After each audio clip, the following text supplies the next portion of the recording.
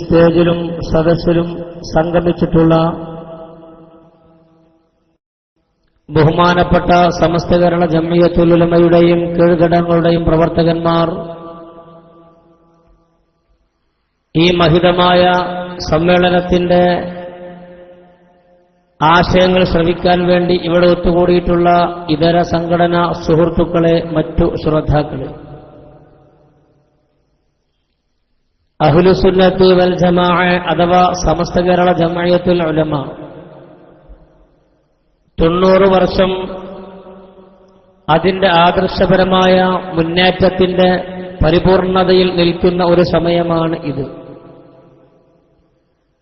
കേരളീയ സമൂഹത്തെ സംബന്ധിച്ചിടത്തോളം സമസ്ത കേരള ജംഇയ്യത്തുൽ ഉലമയെയും അതിന്റെ പ്രവർത്തനങ്ങളെയും നാളിതുവരെ ഈ സമുദായത്തിന് കാഴ്ചവെച്ച സൽക്കർമ്മങ്ങളെയും ബോധ്യപ്പെടുത്തി തരണം എന്നെനിക്ക് തോന്നുന്നില്ല. ഈ മഹിതമായ സംഘടനയെ സംബന്ധിച്ചറിയാത്തവർ കേരളക്കരയിൽ ഉണ്ടാവില്ല എന്നർത്ഥം. അള്ളാഹുവിന്റെ പരിശുദ്ധമായ ദീനിന്റെ തനതായ രൂപം നിലനിർത്താൻ വേണ്ടി മഹാന്മാരായ ഔലിയാക്കന്മാരിൽ സ്ഥാപിതമായ സംഘടനയാണ് സമസ്ത കേരള ജംഇയ്യത്തുൽ ഉലമ. ഈ മഹിതമായ സംഘടന ഇവിടെ എന്തു ചെയ്തു എന്ന് ചോദിക്കുന്നവർ ഇത്തരം സംഘടനയുടെ സാന്നിധ്യമില്ലാത്ത കേരളേതര സംസ്ഥാനങ്ങളിലേക്ക് ഒന്ന് കണ്ണോടിച്ചു നോക്കിയാൽ ഇങ്ങനെയുള്ള സംഘടനയുടെ ആവശ്യകത ആർക്കും ബോധ്യപ്പെടുന്ന രൂപത്തിൽ മതപരമായ അടിസ്ഥാനപരമായ വിശ്വാസത്തിന്റെ വിഷയത്തിൽ വളരെ പിന്നോക്കം നിൽക്കുന്ന സംസ്ഥാനങ്ങൾ കേരളത്തിന്റെ പുറത്ത് നമ്മൾക്ക് കാണാൻ കഴിയും. 1926 മഹാന്മാരായ സാത്വികന്മാരായ പണ്ഡിതന്മാരും ഔലിയാക്കന്മാരും ഈ മഹിതമായ സംഘടനയായ സമസ്ത കേരള ജംഇയ്യത്തുൽ ഉലമാക്ക് അസ്ഥിവാരം ഇടുന്നതിന് മുമ്പ് ഈ നാടിന്റെ ധാർമ്മികമായ അവസ്ഥ എന്തായിരുന്നു എന്നതിനെ സംബന്ധിച്ചൊക്കെ ആലോചിക്കുന്നത് ഈ സമയത്ത് ഉചിതമായിരിക്കും എന്നാണ് ഞാൻ മനസ്സിലാക്കുന്നത്. ലോകത്ത് പരിശുദ്ധമായ ദീനിന്റെ പ്രചരണത്തിന് വേണ്ടി 1,24,000 ചില്ലാനം വരുന്ന പ്രവാചകന്മാരെ പടച്ചറബ് ലോകത്തേക്ക് പറഞ്ഞയച്ചിട്ടുണ്ട്. അള്ളാഹുവിന്റെ പരിശുദ്ധമായ ദീനിന്റെ പ്രചരണത്തിന് വേണ്ടിയാണ് ഈ പ്രവാചകന്മാരെ മുഴുവനും അള്ളാഹു തആല പറഞ്ഞയച്ചിട്ടുള്ളത്. മഹാനായ സയ്യിദുന അബുൽ ബശർ ആദം നബി അലൈഹിസ്സലാത്തു വസ്സലാം മുതൽ ഓരോരോ കാലങ്ങളിൽ അതാത് സമയങ്ങളിൽ അതാത് വിഷയങ്ങളിൽ ബന്ധിതമായി പ്രവാചകന്മാരെ പടച്ചറബ് പറഞ്ഞയക്കുകയും ആ പ്രവാചകന്മാർക്ക് അല്ലാഹു തആല കൊടുത്തിട്ടുള്ള നിർദ്ദേശമനുസരിച്ച് വഹയി മുഖാന്തരം തങ്ങൾക്ക് ലഭിച്ചിട്ടുള്ള സന്ദേശങ്ങൾ ജനങ്ങൾക്ക് കൃത്യമായി അവർ എത്തിച്ചുകൊണ്ടിരുന്നു. ഈ പ്രവാചക ശൃംഖലയ്ക്ക് പരസമാപ്തി കുറിച്ച ഹബീബായ സയ്യിദുൽ വറ അഷ്റഫുൽ ഖൽഖ് മുഹമ്മദുർ റസൂലുള്ളാഹി സ്വല്ലല്ലാഹു അലൈഹി വസല്ലമ തങ്ങൾ തന്നെ പറഞ്ഞത്, അഫ്ളലു മാ ഖുൽതു അന വൻ നബിയ്യൂന മിൻ ഖബ്ലി ഖൗലു ലാ ഇലാഹ ഇല്ലല്ലാഹ്. എന്റെ മുൻഗാമികളായ പ്രവാചകന്മാരിവിടെ പഠിപ്പിച്ചത്, ഞാൻ ലോകത്തോട് പഠിപ്പിച്ചുകൊണ്ടിരിക്കുന്നത് അടിസ്ഥാനപരമായ കലിമത്തു തൗഹീദ്, അത് ലാ ഇലാഹ ഇല്ലല്ലാഹയാകുന്നു. അല്ലാഹു മാത്രമാണ് ആരാധ്യനെന്നും അല്ലാഹു അല്ലാത്ത മറ്റൊരാൾക്ക് ആരാധന ചെയ്യുന്നത് അത് ശിർക്കാണെന്നും അത് ബഹുദൈവ വിശ്വാസം പടച്ചറബ് പൊറുക്കപ്പെടാത്ത മഹാപാതകമാണെന്നും ശിർക്ക് വൻദോഷങ്ങളിൽ ഏറ്റവും വലുതാണെന്നും ലോകത്തെ പഠിപ്പിക്കാൻ പുണ്യപ്രവാചകർ അടക്കമുള്ള പ്രവാചകന്മാർ ലോകത്തേക്ക് വന്നു. ഈ പരിശുദ്ധമായ ദീൻ ഇവിടെ നിലനിൽക്കണം എന്നാഗ്രഹിക്കുന്ന ഒന്നാമത്തവർ ലോകത്തിന്റെ നിയന്താവായ പടച്ചതമ്പുരാനാണ്. കാരണം ഇത് അള്ളാഹുവിന്റെ മതമാണ്. ആ മതം നിലനിൽക്കണമെന്ന് ആഗ്രഹിക്കുന്നത് ഒന്നാമതായി അള്ളാഹു തആലയാണ്. അതുകൊണ്ട് തന്നെ പടച്ചതമ്പുരാൻ പറഞ്ഞത്, ഇന്നദ്ദീന ഇൻദല്ലാഹിൽ ഇസ്ലാം, അള്ളാഹുവിന്റെ പക്കൽ സ്വീകരിക്കപ്പെടുന്ന സ്വീകാര്യോഗ്യമായ മതം അത് പരിശുദ്ധ ഇസ്ലാം മാത്രമാണ്. മറ്റുള്ള മതങ്ങളൊക്കെ മനുഷ്യരാൽ നിർമ്മിതമായതോ മനുഷ്യരാൽ കടത്തിക്കൂട്ടപ്പെട്ടതോ ഏതായിരിക്കട്ടെ ഇലാഹിയായ മതങ്ങളല്ല എന്ന് സത്യം. പക്ഷേ ഇത് മതേതരത്വ റിപ്പബ്ലിക്കൻ രാഷ്ട്രമായ ഇന്ത്യ രാജ്യമായതിനാൽ ഈ രാജ്യത്തിന്റെ നിയമമനുസരിച്ച് ഓരോരുത്തർക്കും അവരുടെ മതമനുസരിച്ചും പ്രത്യയശാസ്ത്രമനുസരിച്ചും മതമില്ലാത്തവർക്ക് നിരീശ്വരവാദികളായും ജീവിക്കുവാനുള്ള മൗലികമായ സ്വാതന്ത്ര്യം ഇന്ത്യ രാജ്യത്തിന്റെ മണ്ണിലുണ്ട്. പക്ഷേ പടച്ചവന്റെ പക്കൽ സ്വീകരിക്കപ്പെടുന്ന മതം, ഇലാഹിയായ മതം, അത് പരിശുദ്ധമായ ഇസ്ലാമാണ്. ലാ ഇലാഹ ഇല്ലല്ലാഹ് എന്ന അടിസ്ഥാനപരമായ കലിമത്ത് തൗഹീദിന്റെ വചനം ഉൾക്കൊള്ളുന്ന വിശുദ്ധമായ ദീനാണ്. ഈ ദീൻ പാരമ്പര്യമായ നിലക്കാണ് സമുദായത്തിലെത്തിയിട്ടുള്ളത്. ഓരോരോ കാലഘട്ടങ്ങളിലും അതാത് പ്രവാചകന്മാർക്ക് കിതാബ് കൊടുക്കേണ്ടവർക്ക് കിതാബ്, ഏട് കൊടുക്കേണ്ടവർക്ക് ഏട്, അതല്ല പ്രത്യേകമായ സന്ദേശങ്ങളോ നിർദ്ദേശങ്ങളോ കൊടുക്കേണ്ടവർക്ക് ആ നിലയ്ക്ക് പടച്ച തമ്പുരാൻ ഓരോരോ കാലഘട്ടങ്ങളിലുള്ള പ്രവാചകന്മാർക്ക് കാര്യങ്ങൾ എത്തിച്ചു കൊടുത്തു. ആ പ്രവാചകന്മാർക്ക് കിട്ടിയ ഏടുകളും കിതാബുകളും നിയമങ്ങളും ആ കാലഘട്ടങ്ങളിൽ മാത്രം നിക്ഷിപ്തമായിരുന്നു എന്നതാണ് വസ്തുത.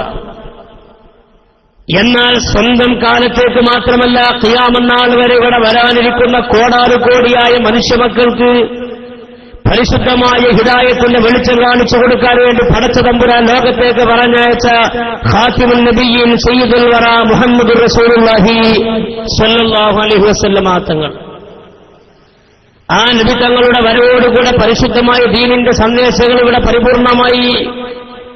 ഇവിടെ മൂസാ നബി അലൈഹിസ്സലാത്തു വസ്സലാമും ഈസാ നബിയും ദാവൂദ് നബിയും സുലൈമാൻ നബിയും ഇല്യാസ് നബിയും അൽയസ നബി അടക്കമുള്ള പ്രവാചകന്മാർ ലോകത്തേക്ക് ദൗത്യമായി വന്നപ്പോൾ അവർ പറഞ്ഞത്, ഞങ്ങൾ അല്ലാഹുവിന്റെ ദൂതൻ മാത്രമാണ്, ഞങ്ങൾ അല്ലാഹുവിന്റെ റസൂലാണ്, ഞങ്ങൾക്ക് ആളുകൾക്ക് ഹിദായത്തിലേക്ക് വിളിക്കുക എന്ന ഡ്യൂട്ടിയാണ്, ദൗത്യമാണ് ഞങ്ങളെ ഏൽപ്പിച്ചിട്ടുള്ളത്. ഞങ്ങൾ പോയാൽ ഞങ്ങൾക്ക് കാലശേഷം വേറൊരു പ്രവാചകൻ വരും, അവരുടെ കാലശേഷം മറ്റൊരു പ്രവാചകൻ വരും. അങ്ങനെ പ്രവാചക ശൃംഖലയ്ക്ക് പരിസമാപ്തി കുറിച്ചൊരു അവസാനത്തെ പ്രവാചകർ വരാറുണ്ട്. ആ പ്രവാചകരോട് കൂടെയാണ് പരിശുദ്ധമായ ദീനിന്റെ സന്ദേശം പരിപൂർണമാകുന്നത്. ഞങ്ങൾ അവസാനത്തെ പ്രവാചകരാണെന്നോ ഞങ്ങളെക്കൊണ്ട് ദീനിന്റെ സന്ദേശം പൂർത്തിയായി എന്നോ ഒരു പ്രവാചകർ ലോകത്ത് പറഞ്ഞിട്ടില്ല, നബിതങ്ങളല്ലാതെ. ആ ഹബീബായ നബിതങ്ങളെന്ന് പറഞ്ഞു, വിശുദ്ധമായ അറഫാത്തിന്റെ മലമുകളെ സാക്ഷി നിർത്തിക്കൊണ്ട് അവസാനത്തെ പ്രസംഗത്തിൽ ഖുത്ബത്തുൽ വദാഇൽ നബി തങ്ങൾ പറഞ്ഞത്, അൽയൗമ അക്മൽതു ലക്കും ദീനക്കും വഅത്മംതു അലൈക്കും നിഅമതി വറദീതു ലക്കുമുൽ ഇസ്ലാമ ദീന എന്നാണ്. എന്താണ് ഇതിന്റെ അർത്ഥം? ഈ ദിവസം പരിശുദ്ധമായ ദീൻ സമ്പൂർണമായിരിക്കുന്നു. ലാ റസൂല ബഅദി വലാ നബിയ, എന്റെ ശേഷം ഒരു പ്രവാചകൻ വരില്ല, എന്റെ ശേഷം ഒരു നബി വരില്ല, ഞാൻ അവസാനത്തെ പ്രവാചകരാണ്. ഖിയാമത്ത് നാൾ വരെ വരാനിരിക്കുന്ന മുഴുവൻ ആളുകൾക്ക് വേണ്ട നിയമനിർദ്ദേശങ്ങളും ജീവിത സംഹിതകളും വിശുദ്ധമായ ഖുർആനിൽ പടച്ചറബ് ഇവിടെ പറഞ്ഞുപോയിട്ടുണ്ട്, പരാമർശിച്ചിട്ടുണ്ട്. എന്റെ ഹദീസുകളിൽ മഹാന്മാരായ പണ്ഡിതന്മാരുടെ അടിസ്ഥാനപരമായ പ്രമാണങ്ങളാൽ ബന്ധിതമായ മുഴുവൻ കാര്യങ്ങളിലും എല്ലാം ഇവിടെ ബോധ്യപ്പെടുത്തിയിട്ടാണ് വിശുദ്ധമായ ദീനിന്റെ സമ്പൂർണ്ണനത്തിന് വേണ്ടി പടച്ചറബ് പറഞ്ഞയച്ച നബി തങ്ങളുടെ വിയോഗം ഉണ്ടായിട്ടുള്ളത്. ഇത് സമ്പൂർണമായ മതമാണ്. ഇതിലൊരാൾക്ക് കടത്തിക്കൂട്ടാനോ ഉള്ള നിയമങ്ങൾ ഇതിലേക്ക് ചേർക്കാനോ ഒരാൾക്കും സാധ്യമല്ല. അങ്ങനെ വല്ലവനും ചെയ്താൽ അത് പരിശുദ്ധമായ ദീനല്ല, സമ്പൂർണമായ മതമല്ല, ഒന്നും കൂടെ പറഞ്ഞാൽ അല്ലാഹുവിന്റെ ദീനല്ല എന്നർത്ഥം. ഒന്നും കൂടെ വ്യക്തമായി പറഞ്ഞാൽ അൽയൗമ അക്മൽതു ലക്കും ദീനക്കും, ഈ ദീൻ സമ്പൂർണമാണ് എന്ന ഈ പ്രഖ്യാപനം ഹബീബായ നബി തങ്ങൾ അവസാനത്തെ പ്രസംഗത്തിൽ നടത്തിയപ്പോൾ ഇവിടെ ഏത് ഭാഷയിലാണ് ഖുത്ബ ഓതിയത്? അറബി ഭാഷയിൽ. അന്ന് മക്കയും മദീനയും ഉൾക്കൊള്ളുന്ന പ്രദേശങ്ങളിൽ അറബി ഭാഷയിലാണ് ഖുത്ബ. ആ അറബി ഭാഷയിൽ ഖുത്ബ ഓതുന്ന സമയത്ത് എന്താ നബി തങ്ങൾ ഇവിടെ പ്രഖ്യാപിച്ചത്? പോകട്ടെ, ഖുർആൻ എന്താ പ്രഖ്യാപിച്ചത്? അൽയൗമ അക്മൽതു ലക്കും ദീനക്കും, ഈ ദീൻ സമ്പൂർണമാണ്, ഈ ദീൻ സമ്പൂർണമാണ്, ഇത് പരിപൂർണമാണ്, ഇനി കൂട്ടിച്ചേർക്കലുകളില്ല, എടുത്തുമാറ്റലുകളില്ല, ഇത് സമ്പൂർണമായ മതമാണെന്ന് പ്രഖ്യാപിച്ച സമയത്ത് അറബിയല്ലാത്ത ഭാഷയിൽ ഖുത്ബ ഓതിയിട്ടില്ല. ഇനി ആരെങ്കിലും അറബിയല്ലാത്ത ഭാഷയിൽ ഖുത്ബ ഓതുകയോ ഓതിയാൽ തരക്കേടില്ലെന്ന് വാദിക്കുകയോ അതിന് പിന്തുണ കൊടുക്കുകയോ ചെയ്താൽ പരിപൂർണമായി കടത്തിക്കൂട്ടി കൂട്ടിച്ചേർക്കൽ നടത്തി എന്നാണ് അതിന്റെ അർത്ഥം. വേറെ ഉദ്ദേശം വെച്ചിട്ടല്ല, ഹക്കായ വഴിയാണ് ഈ പറയുന്നത്. ഈ ദീൻ സമ്പൂർണമാണ് എന്ന് നബി തങ്ങൾ പ്രഖ്യാപനം നടത്തുന്നു. നബിയുടെ ഭാര്യമാരോ നബിയുടെ മക്കളോ ഖുലഫാഉർ റാഷിദീങ്ങൾ ആരുടെയും ഭാര്യമാരോ ഉത്തമ നൂറ്റാണ്ടിൽ ഏതെങ്കിലും ഒരു പെണ്ണ് പള്ളിയിൽ പോയതായി ലോക ചരിത്രത്തിൽ ഒരാളെ കാണിക്കുക സാധ്യമല്ല. ഏതു കാലത്ത് ഇത് സമ്പൂർണമായ മതമാണെന്ന് പ്രഖ്യാപിക്കുന്നതുവരെ ആരെങ്കിലും സ്ത്രീകളെ പുരുഷന്മാരെ പോലെ പരസ്യമായ സ്ത്രീ പുരുഷന്മാരെ ജുമുഅ ജമാഅത്തുകൾ പങ്കെടുപ്പിക്കുന്നതിന് കുഴപ്പമില്ലെന്ന് വാദിക്കുകയോ ചെയ്യുന്നതോടുകൂടെ സമ്പൂർണമായ മതത്തിലുള്ളവർ കൂട്ടിച്ചേർത്തു എന്ന് പറയേണ്ടി വന്നതിൽ ഖേദമുണ്ട്, അതിലുപരി സങ്കടമുണ്ട്. ഈ ദീൻ സമ്പൂർണമാണ് എന്ന് പ്രഖ്യാപിക്കുന്നതുവരെ മരണപ്പെട്ടവരുടെ പേരിൽ നബി തങ്ങൾ ദുആ ചെയ്യുകയും ഖബർ സിയാറത്ത് നടത്തുകയും ചെയ്തിട്ടുണ്ട്. പ്രിയപ്പെട്ട ഭാര്യയായ ഖദീജ ബീവി മരണപ്പെട്ടതിന് ശേഷം ഖദീജ ബീവിയുടെ പ്രിയപ്പെട്ട സ്നേഹിതകൾക്ക് പുണ്യനബി തങ്ങൾ ഖദീജ ബീവിയുടെ പേരിൽ ആടറുത്തുകൊണ്ട് മാംസം വിതരണം ചെയ്തത് മഹാന്മാരായ പണ്ഡിതന്മാർ ഹദീസിലെ കിതാബുകളിൽ പഠിപ്പിച്ചിട്ടുണ്ട്. പ്രധാന ദിവസങ്ങളിൽ പരിശുദ്ധമായ മദീനയിലെ ജന്നത്തുൽ ബഖയിൽ നബി തങ്ങൾ പോവുകയും സിയാറത്ത് ചെയ്യുകയും ഖബറാളികൾക്ക് വേണ്ടി ദുആ ചെയ്യുകയും ചെയ്തത് ഇമാം ബുഖാരി അടക്കമുള്ള സ്വഹീഹായ ഹദീസിന്റെ ഗ്രന്ഥങ്ങളിൽ രേഖപ്പെടുത്തിയിട്ടുണ്ട്. ഇത് സമ്പൂർണമായ മതം. ആ പ്രഖ്യാപനം നടക്കുമ്പോൾ ഇവിടെയുള്ള ദീനിന്റെ വഴികളാണ്. ഈ പറയപ്പെട്ട മാർഗങ്ങൾ ശരിയല്ലെന്ന് ആരെങ്കിലും പറഞ്ഞാൽ ഇത് സമ്പൂർണമായ മതത്തിന്റെ ലേബലിൽ നിന്ന് പുറത്താണ് എന്നാണ് ഞാൻ ഈ പറഞ്ഞതിന്റെ താല്പര്യം. ഈ സമ്പൂർണമായ മതം എങ്ങനെ നമ്മൾക്ക് കിട്ടിയത്? പടച്ചതമ്പുരാൻ തന്റെ വഹി കൊണ്ട് ഏൽപ്പിക്കപ്പെട്ട മലക്കായ ജിബ്രീൽ അലൈഹിസ്സലാത്തു വസ്സലാമിന് കാര്യങ്ങൾ എത്തിച്ചു കൊടുക്കുന്നു. ജിബ്രീൽ അലൈഹിസ്സലാത്തു വസ്സലാം തനിക്ക് കിട്ടിയ നിർദ്ദേശപ്രകാരം ഹബീബായ നബി തങ്ങൾക്ക് എത്തിച്ചു കൊടുക്കുന്നു. ഹബീബായ നബി തങ്ങൾക്ക് കിട്ടിയ നിർദ്ദേശാനുസരണം തന്റെ സ്വഹാബികൾക്ക് എത്തിച്ചു കൊടുക്കുന്നു. ആ സ്വഹാബികളാണ് ഈ സുന്ദരമായ കേരളത്തിന്റെ മണ്ണിൽ വിശുദ്ധമായ ദീനിന്റെ പ്രചരണത്തിന് വേണ്ടി വന്നിട്ടുള്ളത്. ഇത് പാരമ്പര്യമായ മതമാണ്. ഈ പാരമ്പര്യത്തെ അംഗീകരിക്കാതെ, മുൻഗാമികൾ അംഗീകരിക്കാതെ ഒരാൾക്കും സ്വർഗപ്രാപ്തി സാധ്യമല്ല. ഈ പറയപ്പെട്ട കണ്ണികളിൽ, ഈ ശൃംഖലകളിൽ ആരാണ് കൂട്ടിച്ചേർത്തത്? അള്ളാഹുവിന്റെ ദീനായതുകൊണ്ട് അവൻ കൂട്ടിച്ചേർക്കാൻ നിർവാഹമില്ല. പിന്നെ രണ്ടാമത്തെ കണ്ണ് ജിബ്രീൽ അലൈഹിസ്സലാത്തു വസ്സലാമാണ്. ആരാണ് ജിബ്രീൽ? മലക്കുകളിൽ പ്രധാനിയാണ്. മലക്കുകളെ സംബന്ധിച്ച് എന്താണ് അഹ്ലുസുന്നയുടെ വിശ്വാസം? മലക്കുകൾ അവരോട് കൽപ്പിക്കപ്പെട്ടത് കൃത്യമായി നിർവഹിക്കുന്നവർ. ലാ യഅസൂനല്ലാഹു മാ അമറഹും വയഫ്അലൂന മാ യുഅ്മറൂൻ. അവരോട് കൽപ്പിക്കപ്പെട്ടത് കൃത്യമായി ചെയ്യുന്നവരും കൽപ്പനയ്ക്ക് എതിര് പ്രവർത്തിക്കാത്തവരുമാണ് മനസ്സ വാച കർമ്മണ. മൂന്നാമത്തെ കണ്ണി ഹബീബായ നബി തങ്ങളാണ്. പ്രവാചകർ ഉൾക്കൊള്ളുന്ന നബി തങ്ങളെ സംബന്ധിച്ച് എന്താണ് നമ്മുടെ വിശ്വാസം? അന്നഹും മാസൂമൂന മിൻ കുല്ലി ദംബിൻ വഖതീഅത്തിൻ ഖബ്ല അൻ-നബുവ്വതി വബഅദിന് മുമ്പോ ആയതിനു ശേഷമോ ഒരു പാപവും ചെയ്യാത്തവരാണ്, പാപ സുരക്ഷിതരാണ്, മാസൂമുകളാണ്. അപ്പൊ മാസൂമുകളായ പ്രവാചകന്മാരിൽ ശ്രേഷ്ഠരായ നബിതങ്ങളും ഈ പറയപ്പെട്ടതിൽ കൂട്ടിച്ചേർക്കുകയില്ല. നാലാമത്തെ കണ്ണി മഹാന്മാരായ സ്വഹാബികളാണ്. ഈ സ്വഹാബികളാണ് കേരളത്തിൽ ദീൻ കൊണ്ടുവന്നത്. ഈ കേരളത്തിൽ ദീൻ കൊണ്ടുവന്ന സ്വഹാബികൾ ഇതിൽ വല്ലതും കടത്തിക്കൂട്ടുമോ? അങ്ങനെ കടത്തിക്കൂട്ടുമായിരുന്നെങ്കിൽ അസ്ഹാബി കന്നുജൂം ഫബിഅയ്യിഹിം യഖ്തദൈതും യുഹ്തദൈതും എന്നൊരു വാക്ക് മഹാനായ സയ്യിദുനാ മുഹമ്മദ് റസൂലുള്ളാഹി സ്വല്ലല്ലാഹു അലൈഹി വസല്ലമ തങ്ങൾ പറയുമായിരുന്നില്ല. സ്വഹാബികൾ ആരെ നിങ്ങൾ പിൻപറ്റിയാലും, ഏതെങ്കിലും ഒരു സ്വഹാബി എന്നല്ല, ഏതെങ്കിലും കാര്യത്തിലേക്ക് അയക്കപ്പെട്ടവരെ എന്നല്ല, ഏതെങ്കിലും നാട്ടിലേക്ക് വന്നവരെന്നല്ല, അസ്ഹാബി കന്നുജൂം ഫബിഅയ്യിഹിം, ഈ പറയപ്പെട്ട എന്റെ സ്വഹാബികളിൽ ആരെ നിങ്ങൾ പിൻപറ്റിയാലും, ഫബിഅയ്യിഹിം ഇഖ്തദൈതും, ഈ സ്വഹാബികളിൽ ആരെ പിൻപറ്റിയാലും ഇഖ്തദൈതും, നിങ്ങൾ സന്മാർഗം ശ്രദ്ധിക്കുന്നതാണ് എന്ന് സർട്ടിഫിക്കറ്റ് നൽകപ്പെട്ട ഈ സ്വഹാബികൾ കേരളത്തിലേക്ക് ദീൻ കൊണ്ടുവരുമ്പോൾ ഈ സമ്പൂർണമായ മതത്തിൽ കടത്തിക്കൂട്ടലുകൾ നടത്തിയിട്ടില്ല. നബി തങ്ങളുടെ കാലത്ത് കിട്ടിയ അതേ സമ്പൂർണമായ മതം കേരളത്തിന്റെ മണ്ണിൽ കൊണ്ടുവന്നു എന്നാണ് ഈ പറഞ്ഞതിന്റെ സാരം. അവർ കേരളത്തിലേക്ക് ദീൻ കൊണ്ടുവരുമ്പോൾ ആരാണ് കേരളത്തിന്റെ മണ്ണിലുണ്ടായിരുന്നത്? അയാ ഫാഹിറം ബിന്നസബി കൈഫ തഫാഖുറു വാസുലൂകുമു മിൻ ഖബ്ലു തിയ്യൻ വനായറു വാശാരി മൂശാരി വമണ്ണാന് പാണനു വകൊയപ്പാനു ചെട്ടിയും വനായാട് പറയരു. അസ്മാഉൽ ബദർ എല്ലാവരും തെളിവത്തൊന്നും ചെല്ലണ്ട. അന്ന് ഇവർ വരുന്ന സമയത്ത് ഇവിടെ ഉണ്ടായിരുന്ന കുടുംബങ്ങളും ഇവിടെയുണ്ടായിരുന്ന വിഭാഗക്കാരുമായിരുന്നു ഈ പറയപ്പെട്ടത്.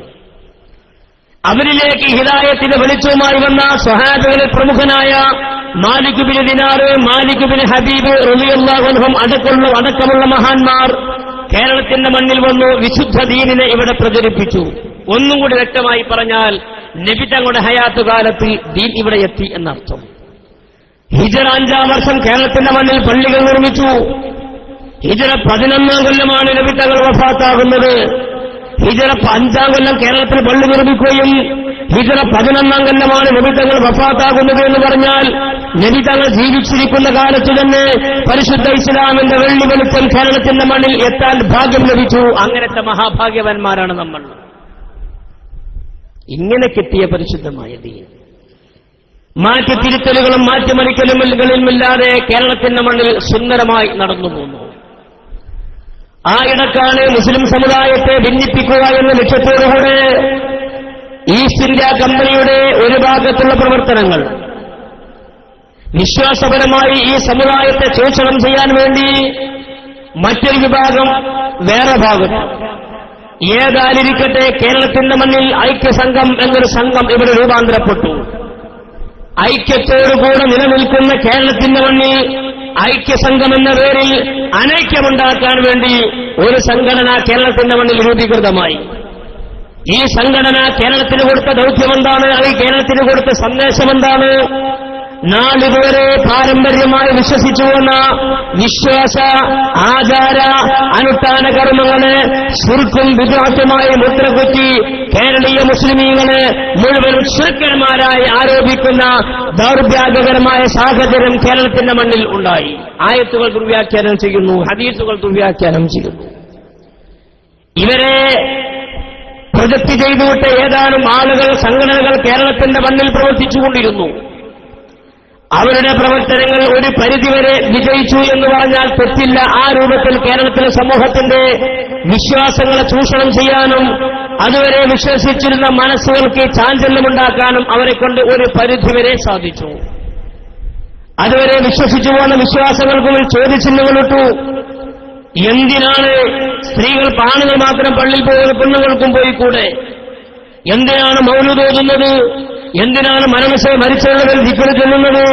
എന്തിനാണ് മരിച്ചവരുടെ പേരിൽ ദുആ നടത്തുന്നത്? എന്തിനാണ് ആണ്ട് നടത്തുന്നത്? എന്ന് വേണ്ട കഴിഞ്ഞുപോയ കാലഘട്ടങ്ങളിൽ നിരാക്ഷേപം നടത്തിപ്പോന്ന വിശ്വാസാചാരങ്ങളിൽ തർക്കങ്ങളുണ്ടാക്കി പലരുടെയും ലക്ഷ്യങ്ങൾ നേടിയെടുക്കാനുള്ള കരുവായി പല പണ്ഡിതന്മാരോട് പ്രവർത്തിക്കേണ്ടി വന്നപ്പോഴാണ് കലുഷിതമായ സാഹചര്യം എന്ന് ചരിത്രം രേഖപ്പെടുത്തിയ ഒരു അവസ്ഥ കേരളത്തിന്റെ മണ്ണിൽ ഉണ്ടായത്. പാരമ്പര്യമായി കിട്ടിയ പരിശുദ്ധമായ ദീൻ, ഈ പറയപ്പെട്ട സ്വഹാബികളിലൂടെ കിട്ടിയ പരിശുദ്ധമായ ദീൻ വികലമാക്കപ്പെടുന്നൊരു സാഹചര്യമുണ്ടായി. ചുരുക്കി പറഞ്ഞാൽ 1924 വരെയുള്ള സാഹചര്യം അങ്ങനെയായിരുന്നു. ഇങ്ങനെ പരിശുദ്ധമായ ഖുർആനും ആയത്തും ഹദീസും ദുർവ്യാഖ്യാനം ചെയ്ത് ഇതുവരെ കേട്ടതിന് വിപരീതമായ ദീനിന്റെ മുഖമാണ് സമുദായത്തിൽ കാണുന്നത് എങ്കിൽ പരിശുദ്ധമായ ഇസ്ലാമിന്റെ പടച്ചറബിന്റെ പരിശുദ്ധമായ ഇസ്ലാമിന്റെ ശരിയായ മുഖം ഇവിടെ കുഴിച്ചുമൂടപ്പെടും എന്ന സാഹചര്യം ഉണ്ടായപ്പോഴാണ് ആ കാലഘട്ടത്തിൽ ഇവിടെ ഉണ്ടായിരുന്ന പണ്ഡിതന്മാർ ഈ വിഷയത്തിൽ ബോധവാന്മാരായി സടകുടഞ്ഞെഴുന്നേറ്റ് സമസ്തയുടെ ജമിയത്തുൽ ഉലമ എന്ന മഹിതമായ ആദർശ പ്രസ്ഥാനത്തിന് അനൌദ്യോഗികമായി 1925-ലും ഔദ്യോഗികമായി 1926-ലും രൂപകൽപ്പന ചെയ്യുന്നത്. കോഴിക്കോട് രജിസ്റ്റർ ഓഫീസിൽ 1-ാം നമ്പറായിട്ടാണ് സമസ്തയുടെ ജമിയത്തുൽ ഉലമ രജിസ്റ്റർ ചെയ്തിട്ടുള്ളത്. അന്ന് മുസ്തജാബ് ദാവയായിരുന്ന മഹാനായ സയ്യിദ് അബ്ദുറഹ്മാൻ ബാലവി വരക്കൽ മുല്ലക്കോയ തങ്ങളായിരുന്നു ഈ മഹിതമായ സംഘടനയ്ക്ക് അസ്ഥിവാരമിട്ടതും ഇതിന്റെ പ്രഥമ പ്രസിഡന്റും മഹാനായ വരക്കൽ മുല്ലക്കോയ തങ്ങളായിരുന്നു. ആ വരക്കൽ മുല്ലക്കോയ തങ്ങൾ അടക്കമുള്ള 40 തികഞ്ഞ പണ്ഡിതന്മാർ അന്ന് ഈ മഹിതമായ സംഘടനയുടെ മുശാവറയിലെ മെമ്പർമാരായി സംഘടനയ്ക്ക് വേണ്ടി പ്രവർത്തിച്ചുകൊണ്ടിരിക്കുമ്പോൾ അവരുടെ മനസ്സിലുണ്ടായിരുന്ന ഒരേ ഒരു ആഗ്രഹം അല്ലാഹുവിന്റെ പരിശുദ്ധമായ ദീന് പാരമ്പര്യമായ ശൈലിയിൽ ഇവിടെ നിലനിൽക്കണമെന്ന് മാത്രമായിരുന്നു. ഒരു സംഘടനയ്ക്ക് ബദൽ സംഘടന ഉണ്ടാക്കുക എന്ന നിലക്കോ, ഒരാൾക്കെതിരെ മേൽക്കോയ്മ നേടുക എന്ന നിലക്കോ, ഭൗതികമായ ലാഭങ്ങൾ ഉണ്ടാക്കുക എന്ന നിലക്കോ മനസ്സാവാത കർമ്മണ മനസ്സിൽ കരുതാത്ത മഹാന്മാരായ സാത്വികന്മാരായ മുഖ്ലിസീങ്ങളായ ഇത്തിബാഅ് ചെയ്യാൻ പറ്റുന്ന പണ്ഡിതന്മാരായിരുന്നു സമസ്തകളുടെ ജമിയത്തുൽ ഉലമ രൂപീകരിച്ചിരുന്നത്. നിറഞ്ഞ വിജ്ഞാനമുണ്ടായിരുന്നവർ, പഠിച്ചത് ജീവിതത്തിൽ പ്രാവർത്തികമാക്കിയിരുന്നവർ.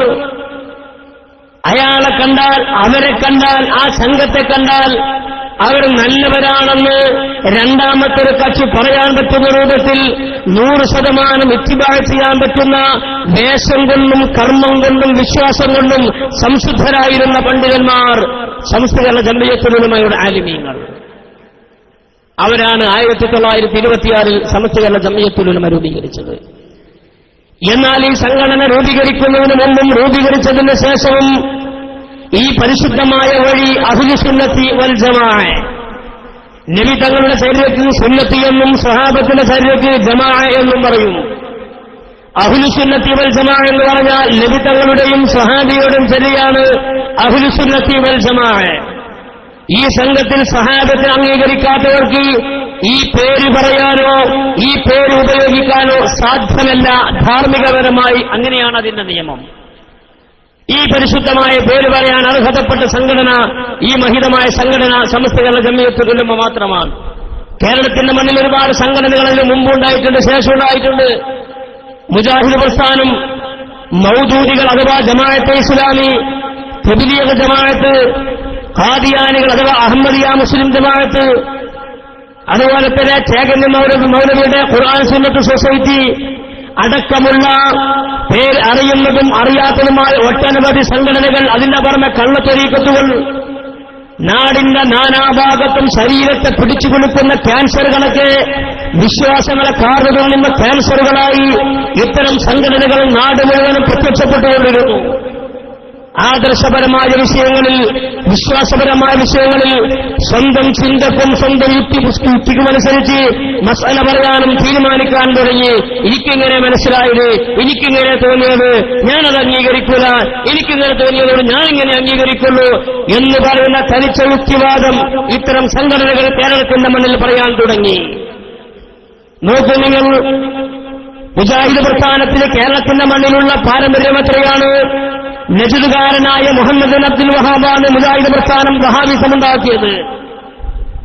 ഈ വഹാബിസം മുഹമ്മദ് ബിൻ അബ്ദുൽ വഹാബ് ഉണ്ടാക്കിയ വഹാബിസത്തിന് കേരളത്തിന്റെ മണ്ണിൽ 235 കൊല്ലത്തെ പാരമ്പര്യമാണ് പരമാവധി പറഞ്ഞാലുള്ളത്.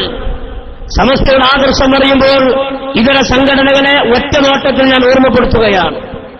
235 കൊല്ലത്തെ പാരമ്പര്യമുള്ള ഈ മുജാഹിദ് പ്രസ്ഥാനത്തിന്റെ ആശയങ്ങൾ ഏതടിസ്ഥാനത്തിൽ നമ്മൾ അംഗീകരിക്കും? നമുക്കൊരു 235 കൊല്ലത്തെ പാരമ്പര്യം മതിയോ? നമുക്ക് 235 കൊല്ലത്തെ പാരമ്പര്യമുള്ള വിശ്വാസം നമുക്ക് ആവശ്യമില്ല. 500 കൊല്ലത്തെ പാരമ്പര്യമുള്ള വിശ്വാസം നമുക്ക് ആവശ്യമില്ല. 1000 കൊല്ലത്തെ പാരമ്പര്യമുള്ള വിശ്വാസം നമുക്ക് ആവശ്യമില്ല. 1500 കൊല്ലത്തെ പാരമ്പര്യം സയ്യിദുൽ വറ അഷ്റഫുൽ ഖൽഖ് മുഹമ്മദ് മുസ്തഫ സ്വല്ലല്ലാഹു അലൈഹി വസല്ലമ തങ്ങളിലേക്ക് എത്തി നിൽക്കുന്ന പാരമ്പര്യമുള്ള വിശ്വാസങ്ങളും ആചാരങ്ങളും കർമ്മങ്ങളും മാത്രമേ അഹ്ലുസുന്നത്തി വൽ ജമാഅ സമസ്തകളുടെ ജമിയത്തുൽ ഉലമാക്ക് സ്വീകാര്യതയുള്ളൂ എന്നർത്ഥം. ഒന്നുണ്ടായിട്ട് പറയില്ല, ഹഖ് ബോധ്യപ്പെടുത്തിയതാണ്.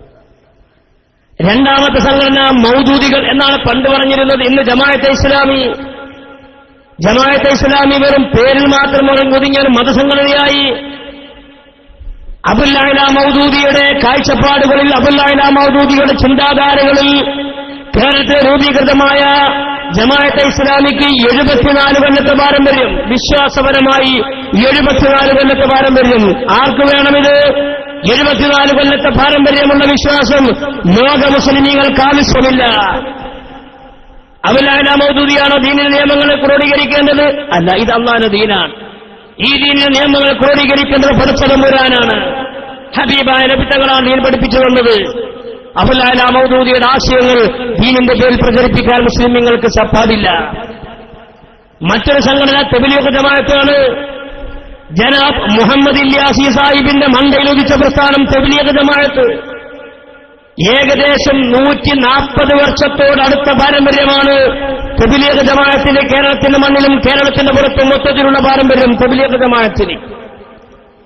മുഹമ്മദ് ഈ പറയപ്പെട്ട മുഹമ്മദ് ഇല്യാസി സാഹിബിന്റെ തബ്ലീഗ് ജമാഅത്തിന്റെ ആശയം കടുത്ത വഹാബിസമാണ്. കണ്ടാലൊക്കെ നല്ല കോലം തോന്നും. വെള്ളക്കൂർത്തയും നല്ല ജുബ്ബയും ചക്കക്കുരു മുറിച്ചതുപോലെയുള്ള നിസ്കാരത്താകുമ്പം കയ്യിൽ തസ്ബീഹുമാലയും കണ്ടാൽ, വലിയ താടിയും കണ്ടാൽ, മുസാവറ മെമ്പറാന്നൊക്കെ തോന്നും കണ്ടാൽ തനിച്ച വഹാബിസമാണ് തബ്ലീഗ് ജമാഅത്തിന്റെ ആശയങ്ങൾ. അത് വിശദീകരിക്കുന്ന വേദിയല്ലാതുകൊണ്ട് ഇപ്പോൾ ഞാൻ അതിലേക്ക് കടക്കുന്നില്ല, ഓർമ്മപ്പെടുത്തി എന്ന് മാത്രം. ആ തബ്ലീഗ് ജമാഅത്തുകാരന്റെ വിശ്വാസം മുഹമ്മദ് ഇല്യാസി സാഹിബിന്റെ അങ്ങോട്ട് ആർക്കൊണ്ട് പറയാൻ സാധിക്കുന്നത്? ശേഷം വന്ന മറ്റൊരു സംഘടനയാണ് ചേകനൂർ മൗലവിയുടെ ഖുർആൻ സുന്നത്ത് സൊസൈറ്റി. ഈ ഖുർആൻ സുന്നത്ത് സൊസൈറ്റി ഈ പറയപ്പെട്ട ചേകനൂർ മൗലവി രൂപീകരിച്ചതിന് ശേഷം മലപ്പുറം ജില്ലയിലെ പള്ളിക്കൽ ബസാറിൽ പോലും ചേകനൂർ മൗലവിയുടെ സംഘടനയ്ക്ക് യൂണിറ്റ് ഉണ്ടായില്ലേ? എന്താണ് അദ്ദേഹത്തിന്റെ അടിസ്ഥാനപരമായ വാദം? നിസ്കാരം 5 വഖത്ത് നിസ്കരിക്കേണ്ടതില്ല, 3 വഖത്തേ ഉള്ളൂ എന്ന് വാദിക്കാൻ വിശുദ്ധ ഖുർആനിന്റെ ആയത്തോതിയവനാണ് ചേകനൂർ മൗലവി. ലോകത്തെ ഏറ്റവും വലിയ തമ്മാടികളുടെ പട്ടികയിൽ 1ാമത്തെ പേര് സയ്യിദുന ബഹുമാനപ്പെട്ട അബൂബക്കർ സിദ്ദീഖ് റളിയല്ലാഹുവിന്റെ പേരെഴുതിയവനാണ് ചേകനൂർ മൗലവി. അദ്ദേഹം നബി തങ്ങളുടെ ഭാര്യമാരെ സംബന്ധിച്ച് മോശമായി എഴുതിയതുപോലെ തസ്ലീമാ നസ്രീൻ പോലും ലേഖനങ്ങൾ എഴുതിയിട്ടില്ല. ഈ പറയപ്പെട്ട ചേകനൂർ മൗലവി പ്രവർത്തിക്കുന്നത് വിശുദ്ധ ദീനിന്റെ ലേബലിലാണ്. അതുകൊണ്ടാണ് ഞാൻ പറഞ്ഞത് 1960കളിൽ പ്രത്യക്ഷപ്പെട്ട ചേകനൂർ മൗലവിയുടെ ആശയങ്ങളും വിശുദ്ധ ദീനുമായി പുലബന്ധമില്ല. ഇങ്ങനെ കണക്ക് കൂട്ടി നോക്കിയാൽ ഏതെങ്കിലും ഒരു വ്യക്തിയിലോ ഏതെങ്കിലും ഒരു പ്രസ്ഥാനത്തിലോ അന്ത്യം കുറിക്കുന്നൊരു സംഘടന ദീനിനന്യമാണ്. എന്നാൽ ഈ പറയപ്പെട്ട 900 സംഘടനകൾ, അതുപോലെ കള്ളത്വരീഖത്തുകൾ, ഞാൻ ഓരോന്ന് വിശദീകരിച്ചാൽ സമയം പോകും. ഈ പറയപ്പെട്ടവരൊക്കെ എന്തിനാ അവിടെ വന്നത്? ഞങ്ങളുടെ കൂടെ കൂടിയാൽ നിങ്ങൾക്ക് സ്വർഗത്ത് കടക്കാം. ഞാൻ പറയുന്നു, അല്ലെങ്കിൽ നമ്മൾ പറയുന്നു, ഈ പറയപ്പെട്ട സംഘടനകളുടെ പിന്നാലെ പോയാൽ ആഖിബത്ത് നഷ്ടപ്പെടുമെന്നല്ലാതെ സ്വർഗപ്രാപ്തി സാധ്യമല്ല. ആരെ പിന്നാലെ പോയാൽ ആ സ്വർഗം കിട്ടാതെ ഖുർആൻ പഠിപ്പിച്ചിട്ടില്ലേ? اهدنا الصراط المستقيم صراط الذين أنعمت عليهم من النبيين والصديقين والشهداء والصالحين. ഈ പറയപ്പെട്ടവരുടെ വഴിയിലേക്ക്, സുഹൃതമായ വഴിയിലേക്ക് ഞങ്ങളെ പ്രവേശിപ്പിക്കണമേ എന്ന് നമ്മൾ പടച്ചവനോട് ചുരുങ്ങിയത് 17 പ്രാവശ്യമെങ്കിലും ഒരു ദിവസം പ്രാർത്ഥിക്കുന്നുവെങ്കിൽ ഈ പറയപ്പെട്ട 4 വിഭാഗക്കാർ ആരാണ്? അവസാനം പറഞ്ഞ വിഭാഗക്കാരത്തായി അണ്ടർലൈൻ ചെയ്യുക, വസ്വാലിഹീൻ. ആരാണ് വസ്വാലിഹീൻ? കഴിഞ്ഞുപോയ കാലഘട്ടങ്ങളിൽ പാരമ്പര്യമായ വിശ്വാസങ്ങളിൽ കടത്തി കോട്ടക്കൂട്ടലുകളില്ലാതെ സലഫു സ്വാലിഹീങ്ങൾ എന്ന ഹെഡ്ലൈനിൽ ലോകത്തറിയപ്പെട്ട മുൻഗാമികളായ അംഗീകരിക്കാതിരിക്കുക വഴി ഒരാൾക്കും സ്വർഗത്തിന് കടക്കാൻ സാധ്യമല്ല. ആശയങ്ങൾ നല്ലത് പറഞ്ഞോടി. ഇത് അല്ലാതെ ദീനാണെന്ന് പറയുന്നത്. ചിലവർ ഓല് പറഞ്ഞോടത്ത് കാര്യമില്ലേ? ആര് പറഞ്ഞോട്ട് അവിടെ കാര്യമില്ലാത്തത്? രാമായണം വായിച്ചു നോക്കിങ്ങള്. രാമായണത്തിന് തുടക്കം മുതൽ ഒടുക്കം വരെ സമുദായത്തിൽ നന്മയുള്ള കാര്യം മാത്രമേ രാമായണത്തിലുള്ളൂ. ആരെയും കൊല്ലണമെന്ന് രാമായണത്തിലുണ്ടോ? കണ്ണുകുടിക്കണമെന്നുണ്ടോ? വ്യഭിചരിക്കണമെന്നുണ്ടോ? അങ്ങനെ രാമായണത്തിലില്ലല്ലോ. രാമായണത്തിലൊക്കെ നല്ല കാര്യങ്ങളാണത്. മഹാഭാരതത്തിലും അങ്ങനെ തന്നെ, ബൈബിളിലും അങ്ങനെ തന്നെ, ബുദ്ധമതക്കാരുടെ ഗ്രന്ഥങ്ങളിലൊക്കെ അങ്ങനെ തന്നെ. മനുഷ്യരെ നന്മ പഠിപ്പിക്കാൻ വേണ്ടി വന്നവരാണ് അവരൊക്കെ. ഇതൊക്കെ മനുഷ്യനിർമ്മിതമാണ് എന്നാണ് ഞാൻ ഈ പറഞ്ഞതിന്റെ താല്പര്യം. ഇതിനൊക്കെ പോരായ്മകളുണ്ടാകും. ഇലാഹിയ സംഘടനക്കുള്ള പരിപൂർണത മനുഷ്യനിർമ്മിത പ്രസ്ഥാനങ്ങൾക്കുണ്ടാവുകയില്ല. അപ്പൊ ഒരു പറഞ്ഞിടത്തും കാര്യമുണ്ട്, ഇവര് പറഞ്ഞിടത്തും കാര്യമുണ്ട്, അങ്ങനല്ല. എന്നാൽ നിങ്ങൾ ആലോചിച്ചു നോക്കൂ, നമ്മുടെ നാടുകൾ പ്രവർത്തിച്ചുകൊണ്ടിരിക്കുന്ന മുജാഹിദ്, ജമാഅത്ത് ഇസ്ലാമി അടക്കമുള്ളതിന്റെ പ്രവർത്തകന്മാർ, പഴയ കാലത്തുള്ള മുജാഹിദിന്റെ പ്രവർത്തകന്മാരൊക്കെ നല്ലോണം പഠിക്കാറുണ്ടായിരുന്നു. പണ്ടൊക്കെ നമുക്കറിയാം, ചരിത്രത്തിലൊക്കെ എടവണ്ണ അലവി മൗലവിയെ പോലെയുള്ള മുജാഹിദിന്റെ പഴയകാല നേതാക്കന്മാരുടെ ചരിത്രങ്ങളിലൊക്കെ നമ്മൾ വായിച്ചിട്ടുണ്ട്. പള്ളി ദർസുകളിൽ ഓതി പഠിച്ച് കിതാബ് തിരിഞ്ഞിരുന്ന പണ്ഡിതന്മാർ. നേരെ മറിച്ച് കാലങ്ങൾ പലത് കഴിഞ്ഞു. ഇന്ന് വളർന്നു വരുന്ന മുജാഹിദ് പ്രവർത്തകന്മാർ പരിഭാഷകൾ മാത്രം വായിച്ച്, ലേഖനങ്ങൾ മാത്രം വായിച്ച്, കിതാബുമായി ബന്ധമില്ലാതെ, നഖലുകളുമായി ബന്ധമില്ലാതെ, അഖലുകളുമായി പോയി ദീനിനെ പരസ്യമായി തിരുത്തപ്പെടുന്ന സാഹചര്യത്തിലേക്ക് എത്തിപ്പെട്ടു. മസല ചോദിച്ചാൽ തിരിയില്ല. കിതാബിനെ യഥാർത്ഥ വായിക്കാൻ അറിയില്ല. ഏതെങ്കിലും കിതാബ് എടുത്തിട്ട് ആ കിതാബിൽ നോക്കി മസല കണ്ടുപിടിക്കാൻ കഴിയൂല.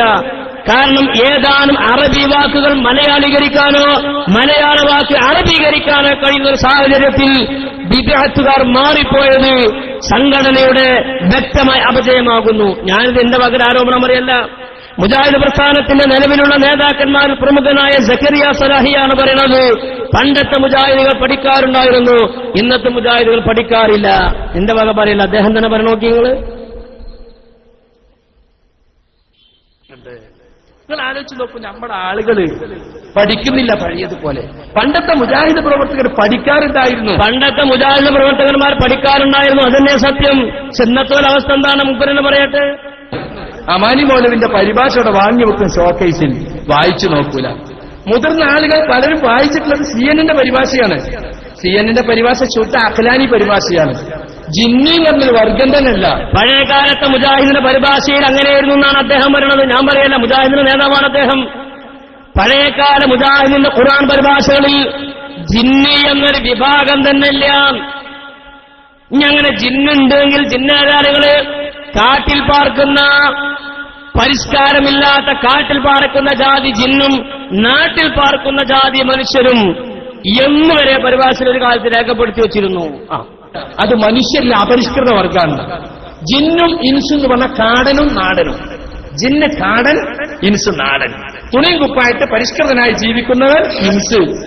ആദിവാസിയായിട്ട് കാട്ടിലും പൊന്തലൊക്കെ ജീവിക്കുന്ന ആദിവാസി ജിന്ന്. ഈ രൂപം എന്താണ്? ജിന്ന് എന്നൊരു വേറെ വർഗമുണ്ട് എന്ന് പറഞ്ഞാൽ ആളുകൾ വിശ്വസിക്കൂല. അങ്ങനെ ഒരു വർഗമുണ്ട് എന്ന് പറഞ്ഞാൽ ആളുകൾ വിശ്വസിക്കൂല എന്ന് തോന്നിയിട്ട് പഴയകാല പരിഭാഷകളിൽ ഈ രൂപത്തിൽ എഴുതി. ജിന്ന് എന്ന് പറഞ്ഞ കാടൻ, കാട്ടുപാർക്കണോൻ, ഇൻസ് തന്നെ നാടൻ, നാട്ടുപാർക്കണോൻ. കാലം കുറെ കഴിഞ്ഞു, പിന്നെ തിരുത്തേണ്ടി വന്നു. അതുപോലെ തന്നെ ബാത്റൂമിൽ കയറുന്ന സമയത്ത് അല്ലാഹുമ്മ ഇന്നി അഊദു ബിക മിനൽ ഖുബസി വൽ ഖബായിസ് എന്നൊരു ദിക്റുണ്ട്. എന്താ അതിനർത്ഥം? ഈ ബാത്റൂമിലുള്ള ആണും പെണ്ണുമായ പിശാചിൽ നിന്ന് അല്ലാഹുവേ നിന്നോട് ഞാൻ കാവൽ ചോദിക്കുന്നു എന്നാണ് അതിന്റെ അർത്ഥം. അന്ന് ഇവരർത്ഥം വെച്ചുകൊണ്ട് നിങ്ങള് ആൺകൊതുകിനെ തൊട്ടും പെൺകൊതുകിനെ തൊട്ടും നിന്നോട് ഞാൻ കാവൽ ചോദിക്കുന്നു. എങ്ങനായിട്ട് ഇപ്പൊ അർത്ഥം വെച്ച് നോക്കണില്ല. കാരണം നമ്മുടെ നാട്ടിലെ കക്കൂസിലൊന്നും കൊതുവില്ല. ഇപ്പൊ 1-ാം നമ്പർ ക്ലോസറ്റും മൈലേറെ നല്ല ടൈൽസ് ഒട്ടിച്ചേക്കാൻ കൊതുവിനെ കൊണ്ട് കക്കൂസിൽ അങ്ങോട്ടിട്ട് അത് 120 സ്പീഡ് ഇങ്ങോട്ടിട്ട് പോരും. അപ്പൊ പിന്നെന്താണ് അല്ലാഹുമ്മ ഇന്നി അഊദു ബിക മിനൽ ഖുബസി വൽ ഖബായിസ്?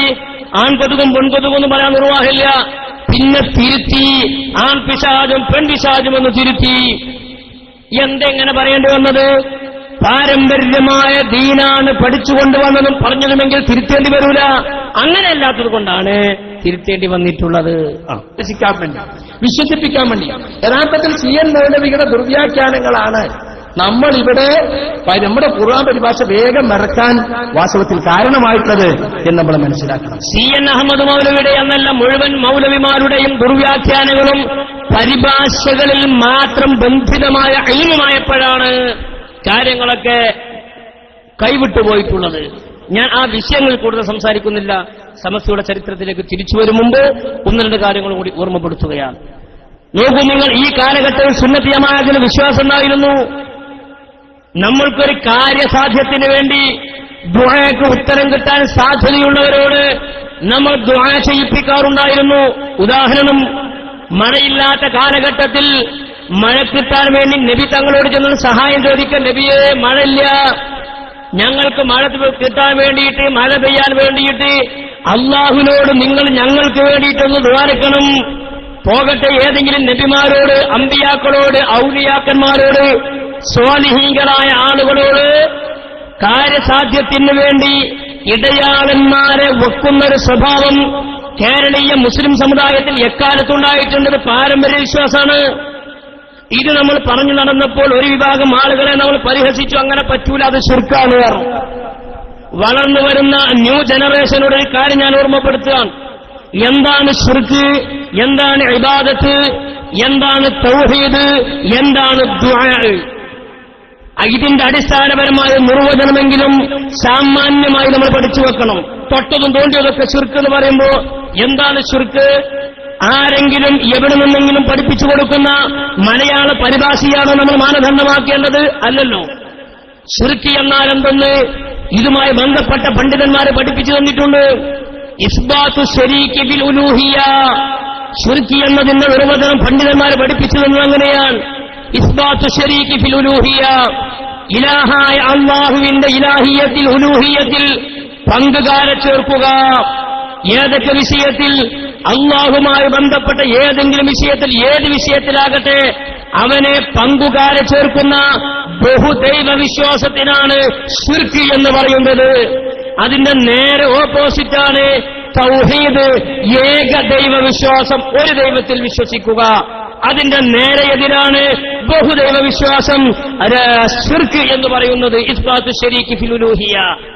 ഒരാൾ ഖബർ സിയാറത്ത് ചെയ്താൽ മറ്റൊരാൾ പറയും അത് ശിർക്കാണ്. പൊന്നു സഹോദര, അങ്ങനെ പറയരുത്.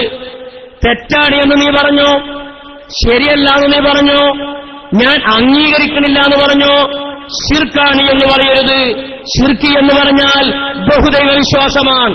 ഖബർ സിയാറത്തിൽ എവിടെയാണ് ബഹുദൈവ വിശ്വാസമുള്ളത്? ഖബർ സിയാറത്തിൽ എവിടെയാണ് രണ്ടിലധികം ദൈവങ്ങളെ വിശ്വസിക്കുന്നത്?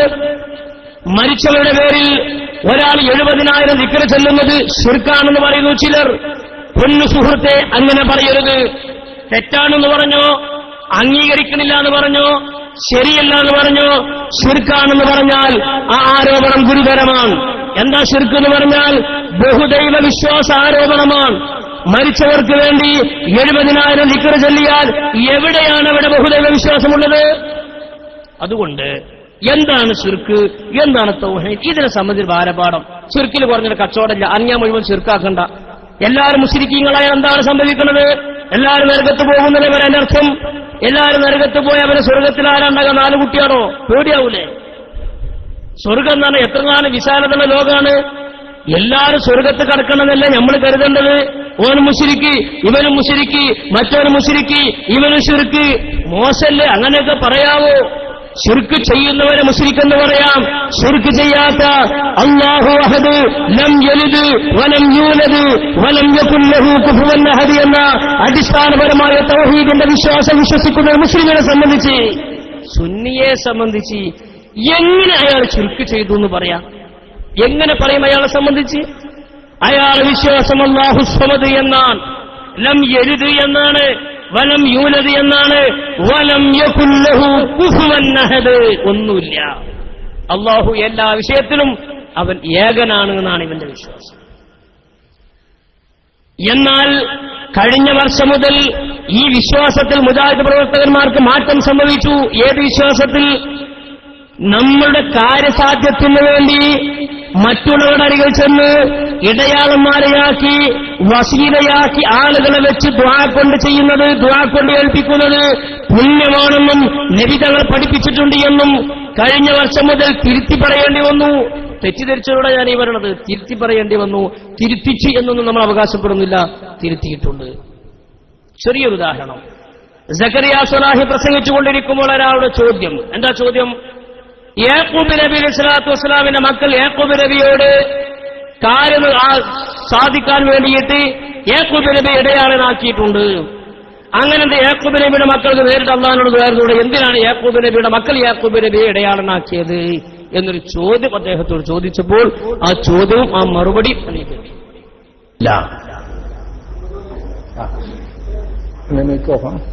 നിങ്ങൾ പറഞ്ഞല്ലോ അള്ളാഹു ഏറ്റവും അടിമയോട് അടുത്തവനാണ്, അള്ളാഹുവിനോട് നേരിട്ട് ചോദിക്കാം. എന്തിന് പിന്നെ യാക്കൂബിന്റെ മക്കള് പിന്നെ യാക്കൂബിനെ ഇടയാളനാക്കി എന്നുള്ളതാണ് എനിക്ക് സംശയം.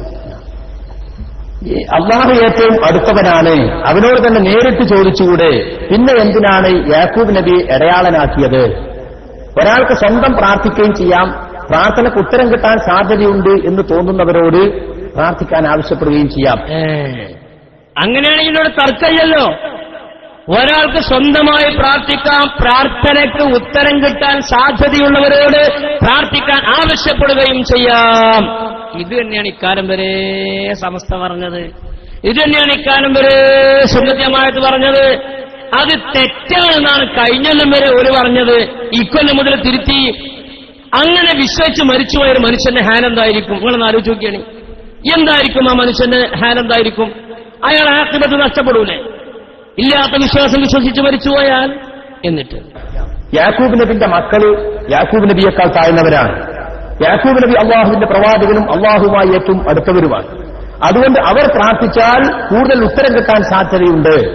അതുകൊണ്ട് അവരോട് ആവശ്യപ്പെട്ടു. അതുകൊണ്ട് നമുക്കും അങ്ങനെ ആവശ്യപ്പെടാം.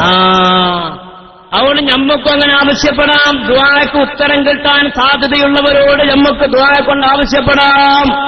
അതിനാ നമ്മൾ ദുആ സമ്മേളനത്തിൽ നമ്മളെക്കാൾ നല്ലൊരു സ്വാലിഹ്യങ്ങളെ കൊണ്ടുവരുന്നത്. നമ്മളെക്കാളും ദുആക്ക് ഉത്തരം കിട്ടാൻ സാധ്യത ഉണ്ടെന്ന് നമുക്ക് തോന്നിയോണ്ടാണ് അവരെ കൊണ്ടുവരുന്നത്. അത് പാടില്ലെന്ന് പറഞ്ഞിരുന്ന ആളുകളാണ് തിരുത്തിയത്. അള്ളാഹുവിന്റെ ദീന് ഉള്ളതാണ് ഇക്കാലം വരെ പറഞ്ഞതെങ്കിൽ എങ്ങനെ പിന്നെ തിരുത്തേണ്ടി വരിക? ഇത് ദീനല്ലേ? ഇത് വത്തിക്കാനിൽ വെച്ച് മാർപ്പാപ്പയുടെ അധ്യക്ഷതയിൽ ചേരുന്ന യോഗത്തിൽ ക്രിസ്ത്യൻ മതത്തിന്റെ നിയമങ്ങൾ തിരുത്തും പോലെ ദീനിന്റെ നിയമം തിരുത്താൻ പറ്റുമോ? ഇത് സമ്പൂർണമായ മതമാണ്. ഞാൻ നേരത്തെ പറഞ്ഞത് 1500 കൊല്ലങ്ങൾക്ക് മുമ്പ് നബി തങ്ങൾ പറഞ്ഞു, അൽ യൗമ അക്മൽതു ലക്കും ദീനക്കും.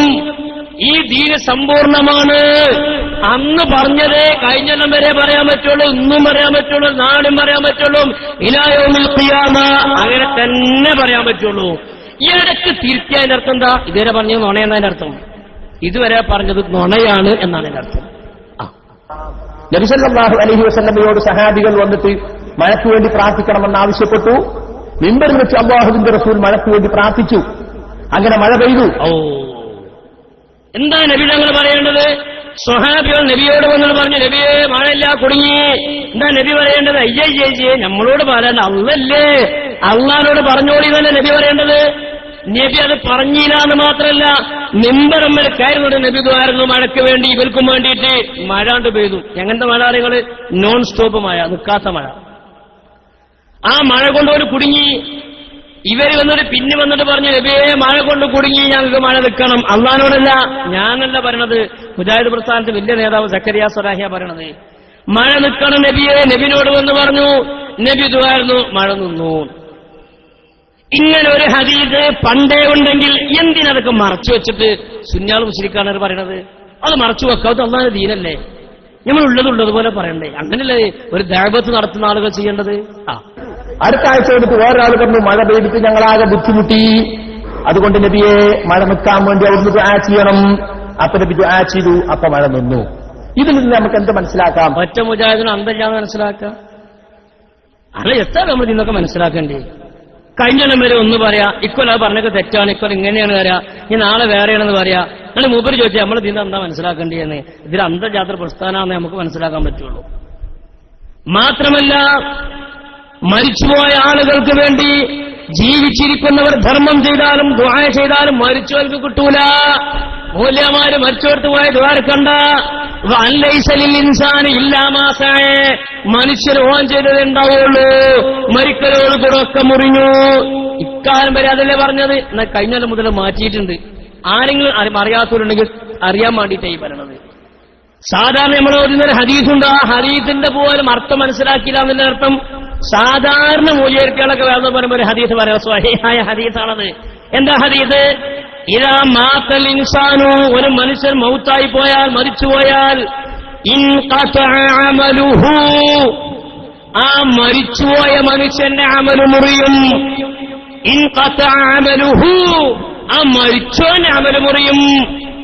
ഓൻ നിസ്കരിക്കാൻ പറ്റൂല, അവൻ മരിച്ചുപോയി. ഓനിഞ്ഞ് ഖുർആൻ ഓതാനും ഓനിഞ്ഞ് ദിക്റെല്ലാനും ഓനിഞ്ഞ് നല്ലത് ചെയ്യാനും കഴിയൂല, കാരണം അവൻ മരിച്ചു, അവന്റെ അമല് മുറിഞ്ഞു. അല്ലാതെ ജീവിച്ചിരിക്കണോ ചെയ്താ ഓനെത്തൂല, ജീവിച്ചിരിക്കണോന്റെ മുറിഞ്ഞു എന്നല്ല അതിനർത്ഥം, മരിച്ചോന്റെ മുറിഞ്ഞു എന്നാണ്. ഇതുപോലും മനസ്സിലാക്കാതെ ഒക്കെ ശിർക്കും കുഫ്റുമായിട്ട് ഈ 2 ലഫ്ദ് മാത്രം പഠിച്ചിട്ട് ഇങ്ങനെ കോയമാന്ത്രം ഉണ്ടാക്കി നടക്കുന്ന ആളുകളൊക്കെ ന്യൂ ജനറേഷൻ തിരിച്ചെഴുതണമെന്ന് നമുക്ക് പറയാനുള്ളത്. അതൊക്കെ തിരുത്തണം. മുജാഹിദ് പ്രസ്ഥാനത്തിലെ നിലവിലെ നേതാക്കന്മാർ പ്രധാനം, ഞാൻ ഇതുകൂടി പറഞ്ഞിട്ട് ഈ സമസ്തയുടെ വിഷയത്തിലേക്ക് വരിക. മുജാഹിദ് പ്രസ്ഥാനത്തിലെ നിലവിലെ നേതാക്കന്മാരിൽ പ്രമുഖനായ ഹുസൈൻ സലഫി പരിചയപ്പെടുത്തേണ്ടതില്ലല്ലോ. അദ്ദേഹം നടത്തിയ പ്രസംഗം അദ്ദേഹം പറഞ്ഞെന്താ? നിങ്ങള് മരിച്ചവർക്ക് വേണ്ടി ദ്വാരക്കണം, മരിച്ച മാതാപിതാക്കൾക്ക് വേണ്ടി സ്വതക്ക കൊടുക്കണം, മരിച്ച മാതാപിതാക്കൾക്ക് വേണ്ടി മുറിഞ്ഞു പോകാത്തൊരു അക്കൗണ്ട് ഉണ്ടാക്കണം, കറണ്ട് അക്കൗണ്ട്, മരിച്ചവരുടെ പേരിൽ അക്കൗണ്ട് ഉണ്ടാക്കണം. ഖബർ സിയാറത്ത് ചെയ്യണം. ഇത് കഴിഞ്ഞ വർഷം മുതൽ മുജാഹിദ് പ്രസ്ഥാനത്തിന്റെ സംസ്ഥാന നേതാക്കന്മാരുടെ പ്രഭാഷണങ്ങളിൽ മുഴങ്ങിക്കേട്ടത് ഈ മഹിതമായ സംഘടനയുടെ ആദർശ പ്രഭാഷണത്തിന്റെയും മുഖാമുഖത്തിന്റെയും ബാധ്യപത്രമാണെന്ന് പറയാണ്ടി വന്നതിൽ നമുക്ക് സന്തോഷമുണ്ട്. സലാഹി പറയട്ടെ. ഇരിക്കുന്ന രക്ഷിതാക്കൾക്ക് അല്ലാഹു ആഫിയത്തുള്ള ദീർഘായുസ് നൽകി അനുഗ്രഹിക്കുമാറാകും. ഇയാളെ കാണുമ്പോൾ പെണ്ണുങ്ങൾ തെറ്റിദ്ധരിക്കരുത്, ഏതും പള്ളിക്കത്തെ ഖത്തീബും കാളിയരൊന്നുമല്ല. ചില പെണ്ണുങ്ങൾ തോന്നുന്നത് നമ്മൾ അടുത്ത മഹലിൽ കാളിയരറ്റാണോ, താടിയൊക്കെ പാടെ കണ്ടപ്പോൾ തട്ടൊക്കെ പാടെ കണ്ടപ്പോൾ അങ്ങനല്ല. മുജാഹിദ് പ്രസ്ഥാനത്തിലെ നിലവിലെ നേതാക്കന്മാർ പ്രമുഖനായ ഹുസൈൻ സലഫിയാണ്. അത് ചിലപ്പോൾ അങ്ങനെ തട്ടുണ്ടാവും, ചിലപ്പോൾ തൊപ്പി ഉണ്ടാവും, ചിലപ്പോൾ തട്ടും തൊപ്പിയും കെട്ടും ബട്ടും ഉണ്ടാവും, ചിലപ്പോൾ ഒന്നും ഉണ്ടാവില്ല. സസ്തല്ലാത്തതുകൊണ്ട് ഞാൻ അതിലേക്ക് അങ്ങനെ ആ കൂടുതൽ കടക്കണില്ല. ഞാൻ ഈ ആദർശ പരിപാടിയാകുമ്പോൾ സമസ്ത എവിടെ നിൽക്കുന്നു, ബിദ്അത്ത് എവിടെ നിൽക്കുന്നു എന്ന ചെറിയൊരു സൂചന മാത്രമാണ് നൽകുന്നത്. അതേ അവസരത്തിൽ നമ്മുടെ ഒരുപാട് ഈ ശബ്ദം ശ്രമിക്കുന്ന ഒരുപാട് ആളുകൾ അവരുടെ മാതാപിതാക്കൾ എന്ന ഖബറുകളിലാണ്. അല്ലാഹു എല്ലാവരുടെയും ഖബറുകൾ സന്തോഷം കൊണ്ട് നിറക്കുമാറാകട്ടെ. നോളോളിച്ചിട്ട് നിൽക്കാൻ കഴിയണില്ല. മരിച്ചവരെ പറ്റി മരിച്ചു കഴിഞ്ഞ് പോലെ നോക്കണ്ടെന്ന് പറഞ്ഞ ആൾക്കാരപ്പൊ മരിച്ചവരെ ആലോചിച്ച് നോളോളിച്ചത്. മരിച്ചുപോയ കഴിഞ്ഞു, ഓലുമാലോചിച്ച് പോയി, ഞങ്ങൾക്ക് ദിക്ർ വേണ്ട, സ്വലാത്ത് വേണ്ട എന്ന് ഇത് കഴിഞ്ഞ വരെ പ്രസംഗിച്ചവരിപ്പോ നോളോളിച്ചാണ് അത്ര. സ്വർഗത്തോപ്പാക്കി അനുഗ്രഹിക്കുമാറാകട്ടെ. നമുക്ക് വേണ്ടി പ്രയാസം സഹിച്ച നമ്മുടെ മാതാപിതാക്കൾ, മരണാനന്തരവും പ്രിയമുള്ളവരെ നമുക്കവരോട് കടമയുണ്ട്. മരണാനന്തരവും നമ്മക്കവരോട് കടമുണ്ട്. ഇങ്ങനൊരു ഹദീസ് എന്നാ ഇറങ്ങിയത്? 1500 കൊല്ലത്തിന് ശേഷം ഇറങ്ങിയിട്ടില്ല എന്നുള്ളത് ഉറപ്പാ. കാരണം നബി തങ്ങളോട് കൂടെ വഹി മുറിഞ്ഞു പോയല്ലോ. ലാ റസൂല ബഅദി വലാ നബിയ എന്നല്ലേ നബി തങ്ങൾ പറഞ്ഞത്. അപ്പൊ ഇങ്ങനെ ഹദീസ് ഉണ്ടെങ്കിൽ നബിന്റെ കാലത്ത് തന്നെയുള്ള ഹദീസ് എന്നല്ലേ? എന്തെങ്കിലും ഇതിനെ പൂഴ്ത്തിവെച്ചത്? എന്റെ സമുദായത്തോട് പറയാതിരുന്നത്? എന്നാണ് സാധുക്കളായ സുന്നത്ത് ജമാഅത്തിന്റെ പ്രവർത്തകന്മാരെയും ഉസ്താദുമാരെയും പരിഹസിക്കുക. നമ്മൾ ഒരിക്കലും വിചാരിക്കേണ്ടതില്ല. അമ്മയുടെയും ഉപ്പയുടെയും കാലം കഴിഞ്ഞ് അവരൊക്കെ പോയി, ഇനി എന്റെ കടമ തീർന്നു എന്നാരും വിചാരിക്കേണ്ടതില്ല. നമ്മളാരും അങ്ങനെ വിചാരിച്ചിട്ടില്ല പൊന്നാര ഹബീബ്. അങ്ങനെ വിചാരിച്ചോൽ ഇങ്ങളേനി ഞങ്ങൾ മരിച്ചതിന് ശേഷം ഓൽക്ക് മരിച്ചതിന് ശേഷം ഖബറിൽ ജീവിതം ഉണ്ടോ, ശേഷം ജീവിതം ഉണ്ടോന്നും ഓലെ പൊരുത്തം കിട്ടിയാലേ നമുക്ക് രക്ഷപ്പെടുള്ളൂ എന്നൊക്കെ കരുതുന്നവരാണ് നമ്മളങ്ങനൊന്നും കരുതിയിട്ടില്ല. നബി സല്ലല്ലാഹു അലൈഹി വസല്ലം പറഞ്ഞിട്ടുണ്ട്, മരണപ്പെട്ടു പോയ മാതാപിതാക്കൾക്ക് വേണ്ടിയും പുണ്യം ചെയ്യാൻ വല്ലതും ഇനി ബാക്കിയുണ്ടോ, ഇനിയും അവരോട് കടമകൾ നിർവഹിക്കാനുണ്ടോ? സല്ലല്ലാഹു അലൈഹി വസല്ലം പറഞ്ഞത് ഉണ്ടെന്നാണ്. അങ്ങനെ പറഞ്ഞിട്ടില്ലേ? മരിച്ചുപോയ മാതാപിതാക്കൾക്ക് വേണ്ടി വല്ലതും ഇനി ചെയ്യാൻ ബാക്കിയുണ്ടോ എന്ന് നബിനോട് ചോദിച്ചപ്പോ നബി ഉണ്ട് എന്ന് പറഞ്ഞു. അതിനെ നബി നമ്മളും പറയണേ, നമ്മളും പറഞ്ഞത് തന്നെയാണ്.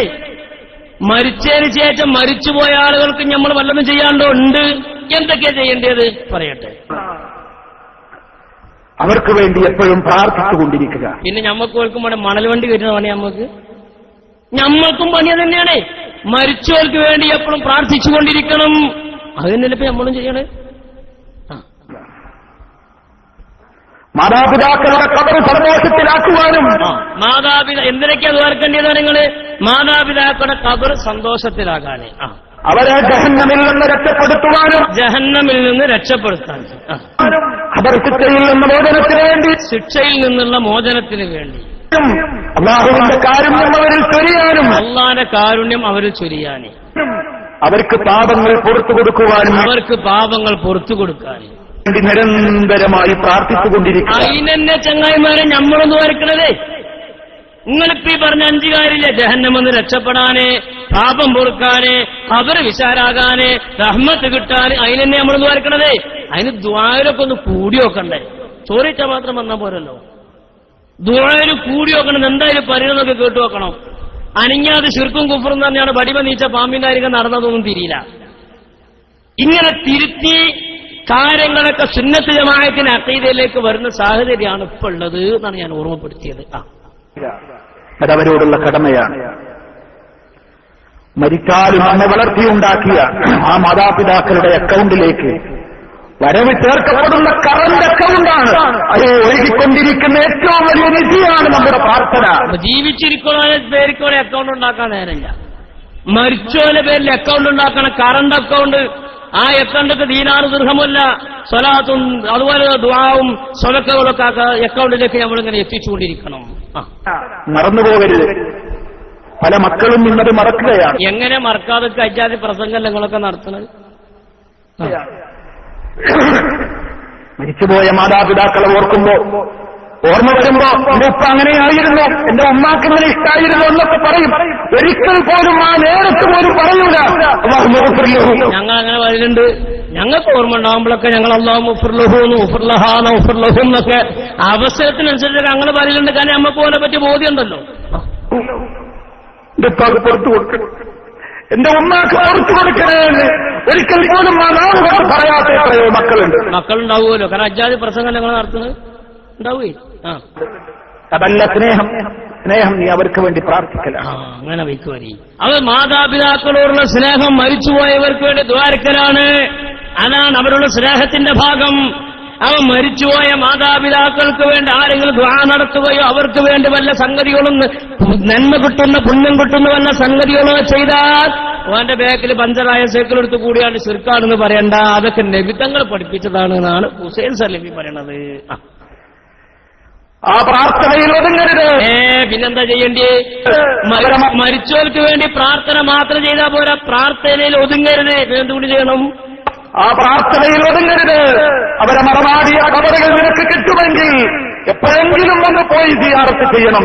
സോനെ അല്ലാ നോക്കി കാണിങ്ങള് എന്തോരു മാറ്റാണത്, എന്തോരു മാറ്റാണ്. ഒഴിവ് കിട്ടുമ്പോ കബർ കാണുമ്പോ പോയി സിയാറത്തും ചെയ്യണം. ഇനി കബർ കിട്ടിയില്ലെങ്കിലോ എപ്പോഴെങ്കിലും ഒന്ന് പോയി സിയാറത്ത് ചെയ്യണം. അവരുടെ കബറിന്റെ സമീപത്ത് പോയാലും ഇല്ലെങ്കിലും എപ്പോഴും പ്രാർത്ഥിച്ചുകൊണ്ടിരിക്കണം.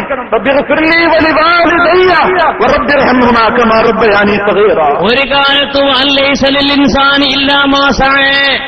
ഏതൊരു മനുഷ്യനും അവനവൻ വല്ലതും ചെയ്തിട്ടുണ്ടെങ്കിൽ മാത്രമേ അവന്റെ കബർക്ക് കിട്ടുള്ളൂ.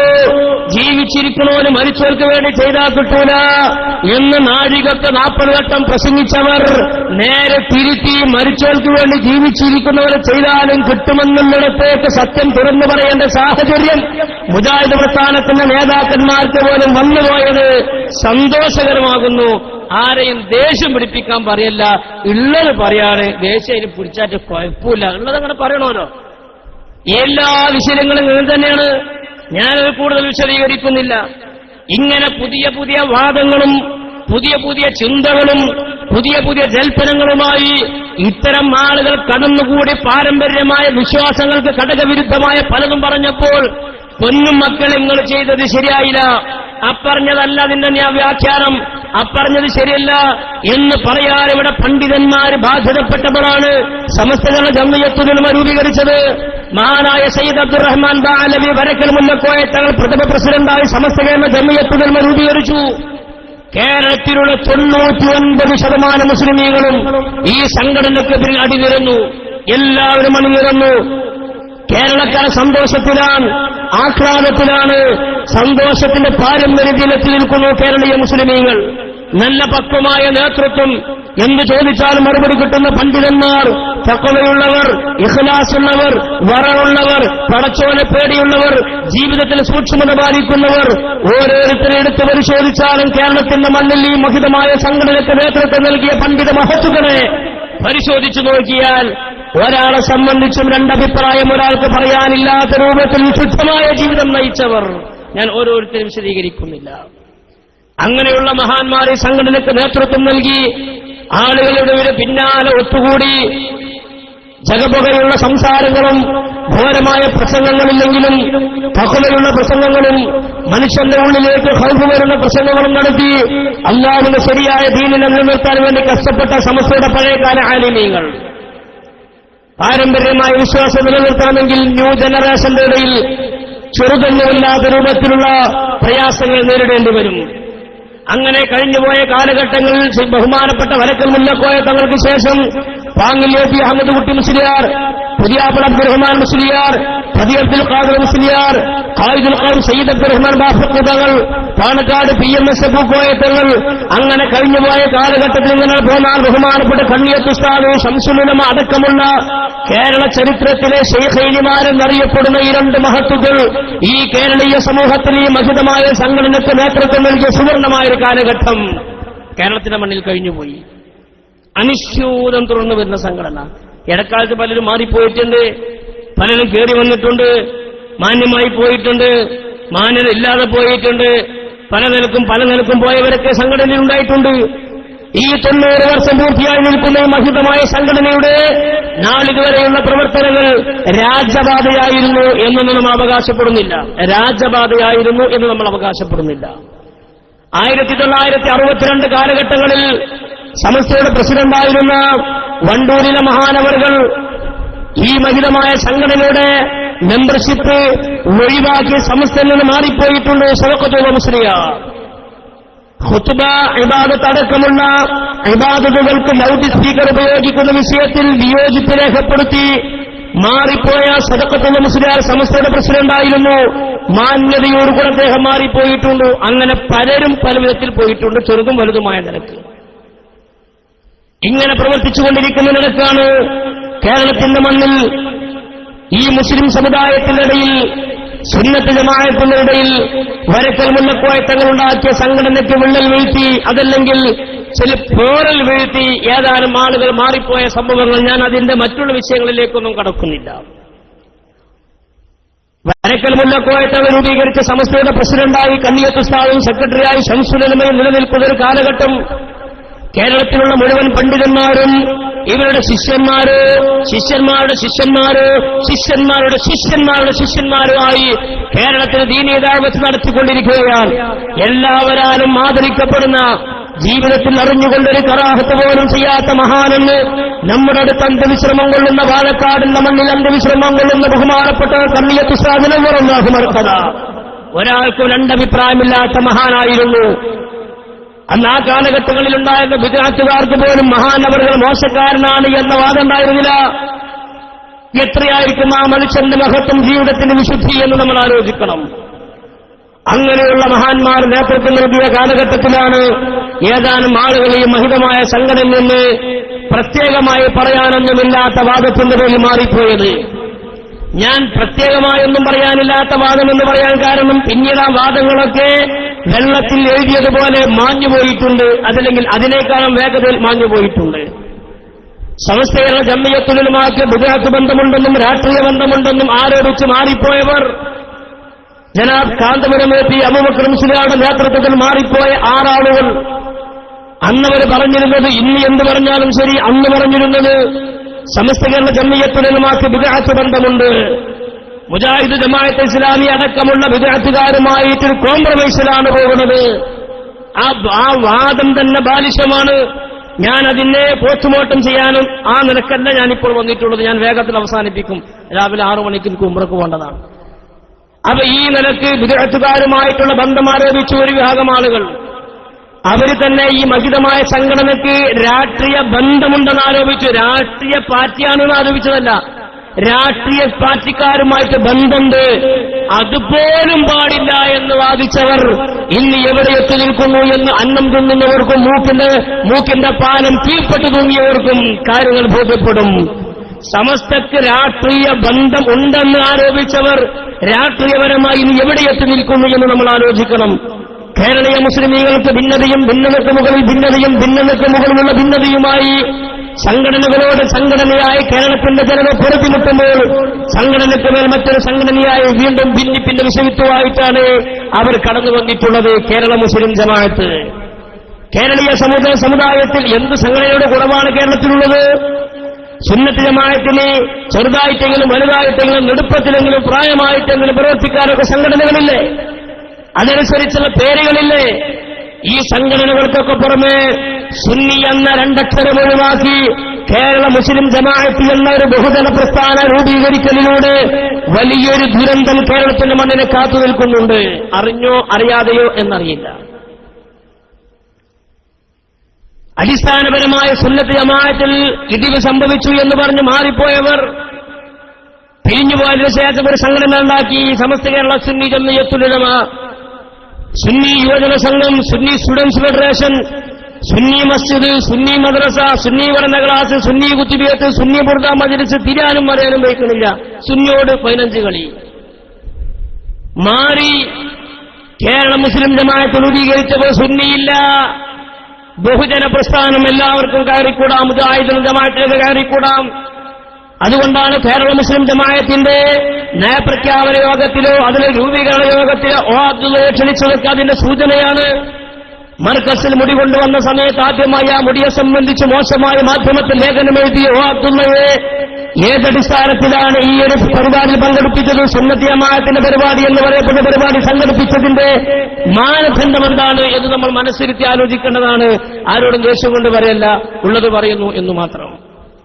ആ കേരള മുസ്ലിം ജമാഅത്ത് രൂപീകരിച്ചു. ആ കേരള മുസ്ലിം ജമാഅത്ത് രൂപീകരിച്ചതിന് ശേഷം അദ്ദേഹത്തോട് കാന്തപുരം പി അബൂബക്കർ മുസ്ലിയാരോട് പത്രസമ്മേളനത്തിൽ ചോദ്യം. എന്താ ചോദ്യം അറിയുന്നത്? ഈ കേരള മുസ്ലിം ജമാഅത്ത് ബഹുജന പ്രസ്ഥാനാണല്ലോ, ആണും പെണ്ണും മുജാഹിദും ജമാഅത്തും സുന്നിയും അസുന്നിയും ഒക്കെ പാടെ കൂടിയ പ്രസ്ഥാനം. ഇങ്ങനെയാകുമ്പോൾ ഇതിൽ സ്ത്രീകൾക്ക് മെമ്പർഷിപ്പ് കൊടുക്കുമോ എന്ന് അദ്ദേഹത്തോടൊരു ചോദ്യം. നമ്മൾ വിചാരിച്ചത് സ്ത്രീകൾക്ക് മെമ്പർഷിപ്പ് കൊടുക്കൂല എന്ന് മൂപ്പര് പറയുന്ന നമ്മൾ മനസ്സിലാക്കിയത്. ആ ചോദ്യം അദ്ദേഹത്തിന്റെ മറുപടി ഒന്ന് കേൾക്കി. ബഹുജന സംഘടന കൊണ്ട് ഉദ്ദേശിക്കുന്നത് ഒരു പ്രഷർ ഗ്രൂപ്പ് ആവുക എന്നുള്ളതാണ്, ഒരു സമ്മർദ്ദ ശക്തിയാവുക. അല്ല, അങ്ങനെയില്ല. സമ്മർദ്ദം ഇപ്പോഴും ഉണ്ട് ആവശ്യത്തിനനുസരിച്ച്. അതുപോലെ വേണ്ടി വന്നാൽ അപ്പോഴും ഉണ്ടാകും. അതിന്റെ ഇടയ്ക്ക് ഒരു കാര്യം, നമ്മളെ പ്രവർത്തകന്മാർ ബക്കറ്റ് വെയിറ്റ് വരുന്നുണ്ട്. നമുക്ക് ഇതിനൊക്കെ വലിയ ചെലവുണ്ട്. എല്ലാവരും നന്നാക്കി കൊടുക്കണം. അല്ലാഹു ബർക്കത്ത് ചെയ്യുമാറാകട്ടെ. മുജാഹിദിന് പ്രവർത്തകന്മാരുണ്ടെങ്കിൽ നിങ്ങൾ 200 കൊടുക്കണം. SSF ഉണ്ടെങ്കിൽ 250 കൊടുക്കുക. നമ്മളെ പ്രവർത്തകന്മാർക്ക് 50, 100 അങ്ങനെ കൊടുക്കുക. കാരണം അങ്ങനെ എല്ലാവരും കൂടി വേണ്ടി സംഘടിപ്പിച്ചതാണല്ലോ. അതുകൊണ്ട് എല്ലാവരും ഈ പരിപാടിയിൽ സഹകരിക്കണം എന്ന് ഓർമ്മപ്പെടുത്തുന്നു. അല്ലാഹു നമ്മുടെ പരിപാടി വിജയത്തിലേക്ക് എത്തിക്കുമാറാകട്ടെ. ബഹുജനങ്ങൾ എന്ന് പറയുമ്പോൾ അതിൽ സ്ത്രീകളെ ഉൾപ്പെടുത്തും. ബഹുജനങ്ങൾ എന്ന് പറയുമ്പോൾ അതിൽ സ്ത്രീകളെ ഉൾപ്പെടുത്തുമോ? ഉൾപ്പെടുത്തുന്നു. കാരണം ബഹുജനം എന്ന് പറയുമ്പോൾ സ്ത്രീകളുമായി പെടുമല്ലോ. അപ്പൊ കേരള മുസ്ലിം ജമാഅത്ത് എന്ന് പറയുന്ന സംഘടനയിൽ സ്ത്രീകൾക്ക് മെമ്പർഷിപ്പ് കൊടുക്കുമോ, അവരതിൽ ഉൾപ്പെടുത്തുമോ എന്നാണ് ചോദ്യം. ഉണ്ടാകും. ബഹുജനങ്ങൾ എന്ന് പറയുമ്പോൾ അതിൽ സ്ത്രീകളെ ഉൾപ്പെടുത്തും. ബഹുജനങ്ങൾ എന്ന് പറയുമ്പോൾ സ്ത്രീകൾ അതിൽ ഉൾപ്പെടും. ബഹുജനങ്ങൾ എന്ന് പറഞ്ഞാൽ അതിൽ സ്ത്രീകൾ ഉൾപ്പെടും. എത്ര ഗൗരവമുണ്ടത്! അങ്ങനെയല്ലേ ജമാഅത്ത് മുജാഹിദും ഇവിടെ സംഘടന ഉണ്ടാക്കിയത് പെണ്ണുങ്ങൾക്ക്. അത് ഏതു പേരിലായാലും സ്ത്രീകളുടെ വിദ്യാഭ്യാസപരമായ ഉന്നമനത്തിന്, സ്ത്രീകളുടെ സാംസ്കാരികമായ ഉന്നമനത്തിന്, അവരുടെ എല്ലാ നിലക്കുമുള്ള പുരോഗതിക്ക് വേണ്ടി തന്നെയാണ് പ്രവർത്തിക്കാനാണ് മുജാഹിദും ജമാഅത്ത് ഇസ്ലാമി വനിതാ സംഘടന ഉണ്ടാക്കിയത്. വനിതകൾക്ക് സംഘടനകളിൽ മെമ്പർഷിപ്പ് കൊടുത്തത്. അങ്ങനെ തന്നെയല്ലേ അദ്ദേഹം പറയുന്നത്. എന്താ മാറ്റമുള്ളത്? സ്ത്രീകൾക്ക് ആവശ്യമായ വിദ്യാഭ്യാസവും സ്ത്രീകൾക്ക് ആവശ്യമായ സൗകര്യങ്ങളും ചെയ്തു കൊടുക്കുന്നതിനും ഈ സംഘടന. അതിന്റെ ഇസ്ലാമി മുജാഹിദും പറയുന്നത് അതിനൊക്കെ സംഘടനയുടെ ആവശ്യമില്ല. ഇപ്പൊ സമസ്തകളുടെ ജംഇയ്യത്തുൽ ഉലമ സ്ത്രീകൾക്ക് ആവശ്യമായ വിദ്യാഭ്യാസം കൊടുക്കണില്ലേ? അവർക്ക് സ്വന്തമായ ബിരുദല്ലേ? വഫിയ പോലെയുള്ള ബിരുദം. അവർക്ക് സ്വന്തമായ സ്ഥാപനങ്ങളില്ലേ? അവർക്ക് സ്വന്തമായി പഠിക്കാനുമുള്ള സൗകര്യങ്ങളില്ലേ? എന്ന സംഘടന വേണോ സ്ത്രീകൾക്ക്? മഹിതമായ സംഘടന സമസ്തകളുടെ ജംഇയ്യത്തുൽ ഉലമക്ക് പിഴവ് സംഭവിച്ചു എന്ന് പറഞ്ഞ് മാറിപ്പോയവർ ആദർശ വ്യതിയാനത്തിൽ എവിടെ എത്തി നിൽക്കുന്നു എന്നാലോചിക്കാനാണ് ഞാനിത് ഓർമ്മപ്പെടുത്തിയത്. ബഹുജന സംഘടനയുടെ മുന്നണിയിൽ സ്ത്രീകളെ ഉൾപ്പെടുത്താൻ കഴിയുമോ? അടുത്ത ചോദ്യം, ഈ ബഹുജന സംഘടനയുടെ മുന്നണിയിൽ സ്ത്രീകളെ ഉൾപ്പെടുത്താൻ സാധിക്കുമോ? ചോദ്യം. പ്രവർത്തിക്കും. ബഹുജന സംഘടനയുടെ മുന്നണിയിൽ സ്ത്രീകളെ ഉൾപ്പെടുത്താൻ കഴിയുമോ? ബഹുജന സംഘടനയിൽ മെമ്പർഷിപ്പ് സ്ത്രീകൾക്ക് കൊടുക്കണമോ കൊടുക്കണയോ എന്ന കാര്യം തീരുമാനമായിട്ടില്ല. അതെന്താ തീരുമാനിക്കാത്ത? ഞാനെ കാത്തുക്കണത് ഈ സംഘടനയിലെ പെണ്ണുങ്ങൾക്ക് മെമ്പർഷിപ്പ് കൊടുക്കൂലെന്നല്ല നമ്മൾ തീരുമാനിക്കേണ്ടത്. നമ്മൾ സുന്നിയാണല്ലേ. വഖർന ഫീ ബുയൂതികുന്ന വലാ തബർറുജൽ ജാഹിലിയ്യത്തുൽ ഊലാ വഅഖിംന സ്വലാത്ത് പറഞ്ഞ പോലല്ലോ.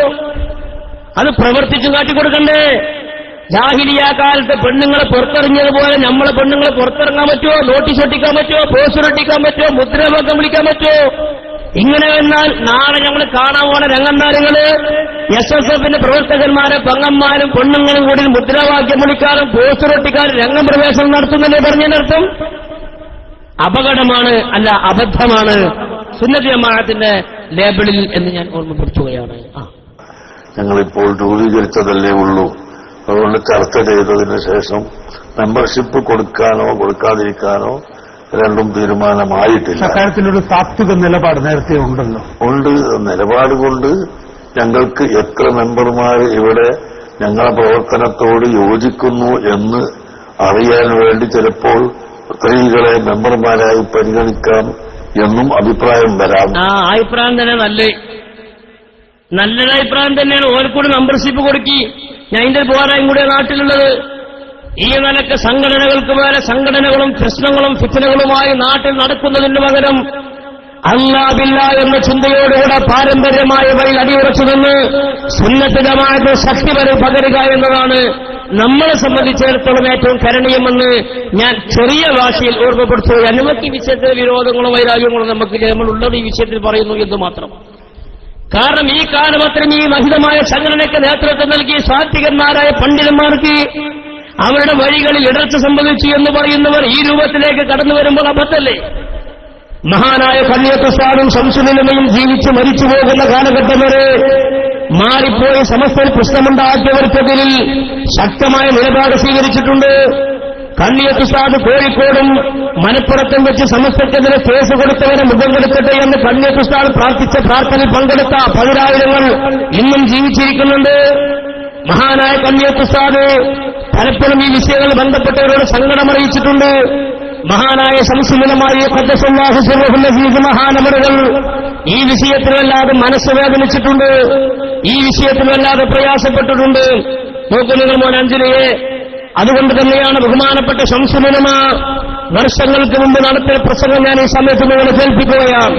പണ്ഡിതലോകത്തെ സൂര്യതേജസ്, തുല്യതയില്ലാത്ത പാണ്ഡിത്യത്തിന്റെ ഉടമ മഹാനായ ശംസുലുലമായ ഖദ്ദസല്ലാഹു സിർറഹുൽ അസീസ് പതിറ്റാണ്ടുകൾക്ക് നടത്തിയ പ്രസംഗം ഇന്നും നമുക്ക് ആവേശമാണ്.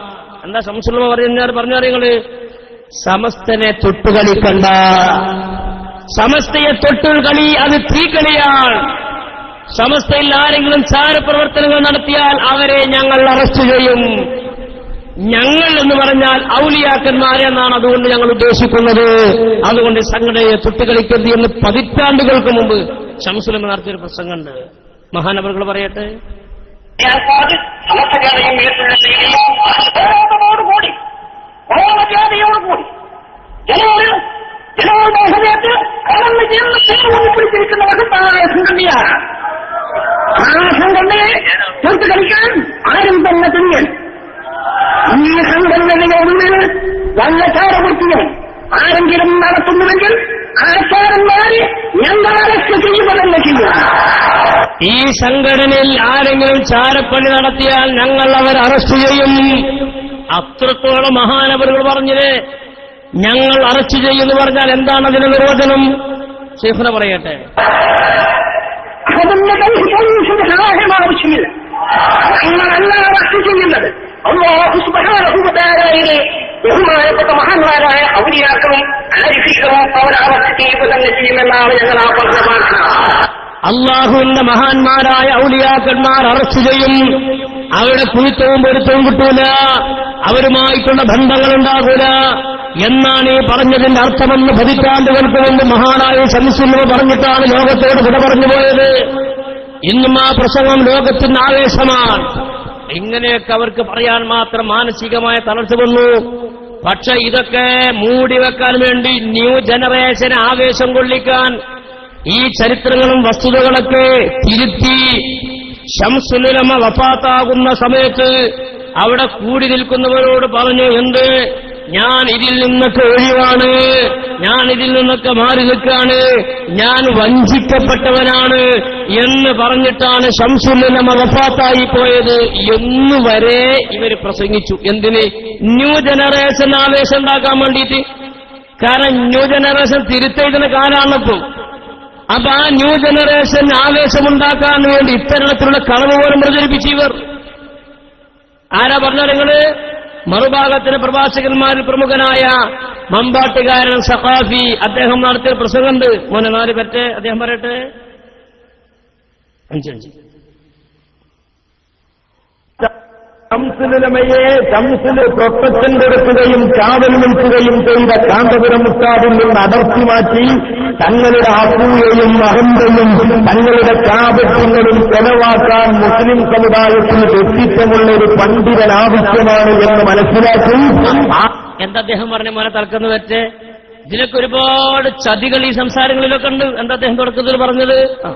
ശംസുല് പ്രൊട്ടക്ഷൻ കൊടുക്കുകയും കാവൽ നിൽക്കുകയും ചെയ്ത കാന്തപുരം ഉസ്താദിൽ നിന്ന് അടർത്തി മാറ്റി മഹാനായ ശംസുലുലമക്ക് കാവൽ നിൽക്കുകയും പ്രൊട്ടക്ഷൻ കൊടുക്കുകയും ചെയ്ത കാന്തപുരം ഉസ്താദ് പച്ച നുണേനാ പറയണത്.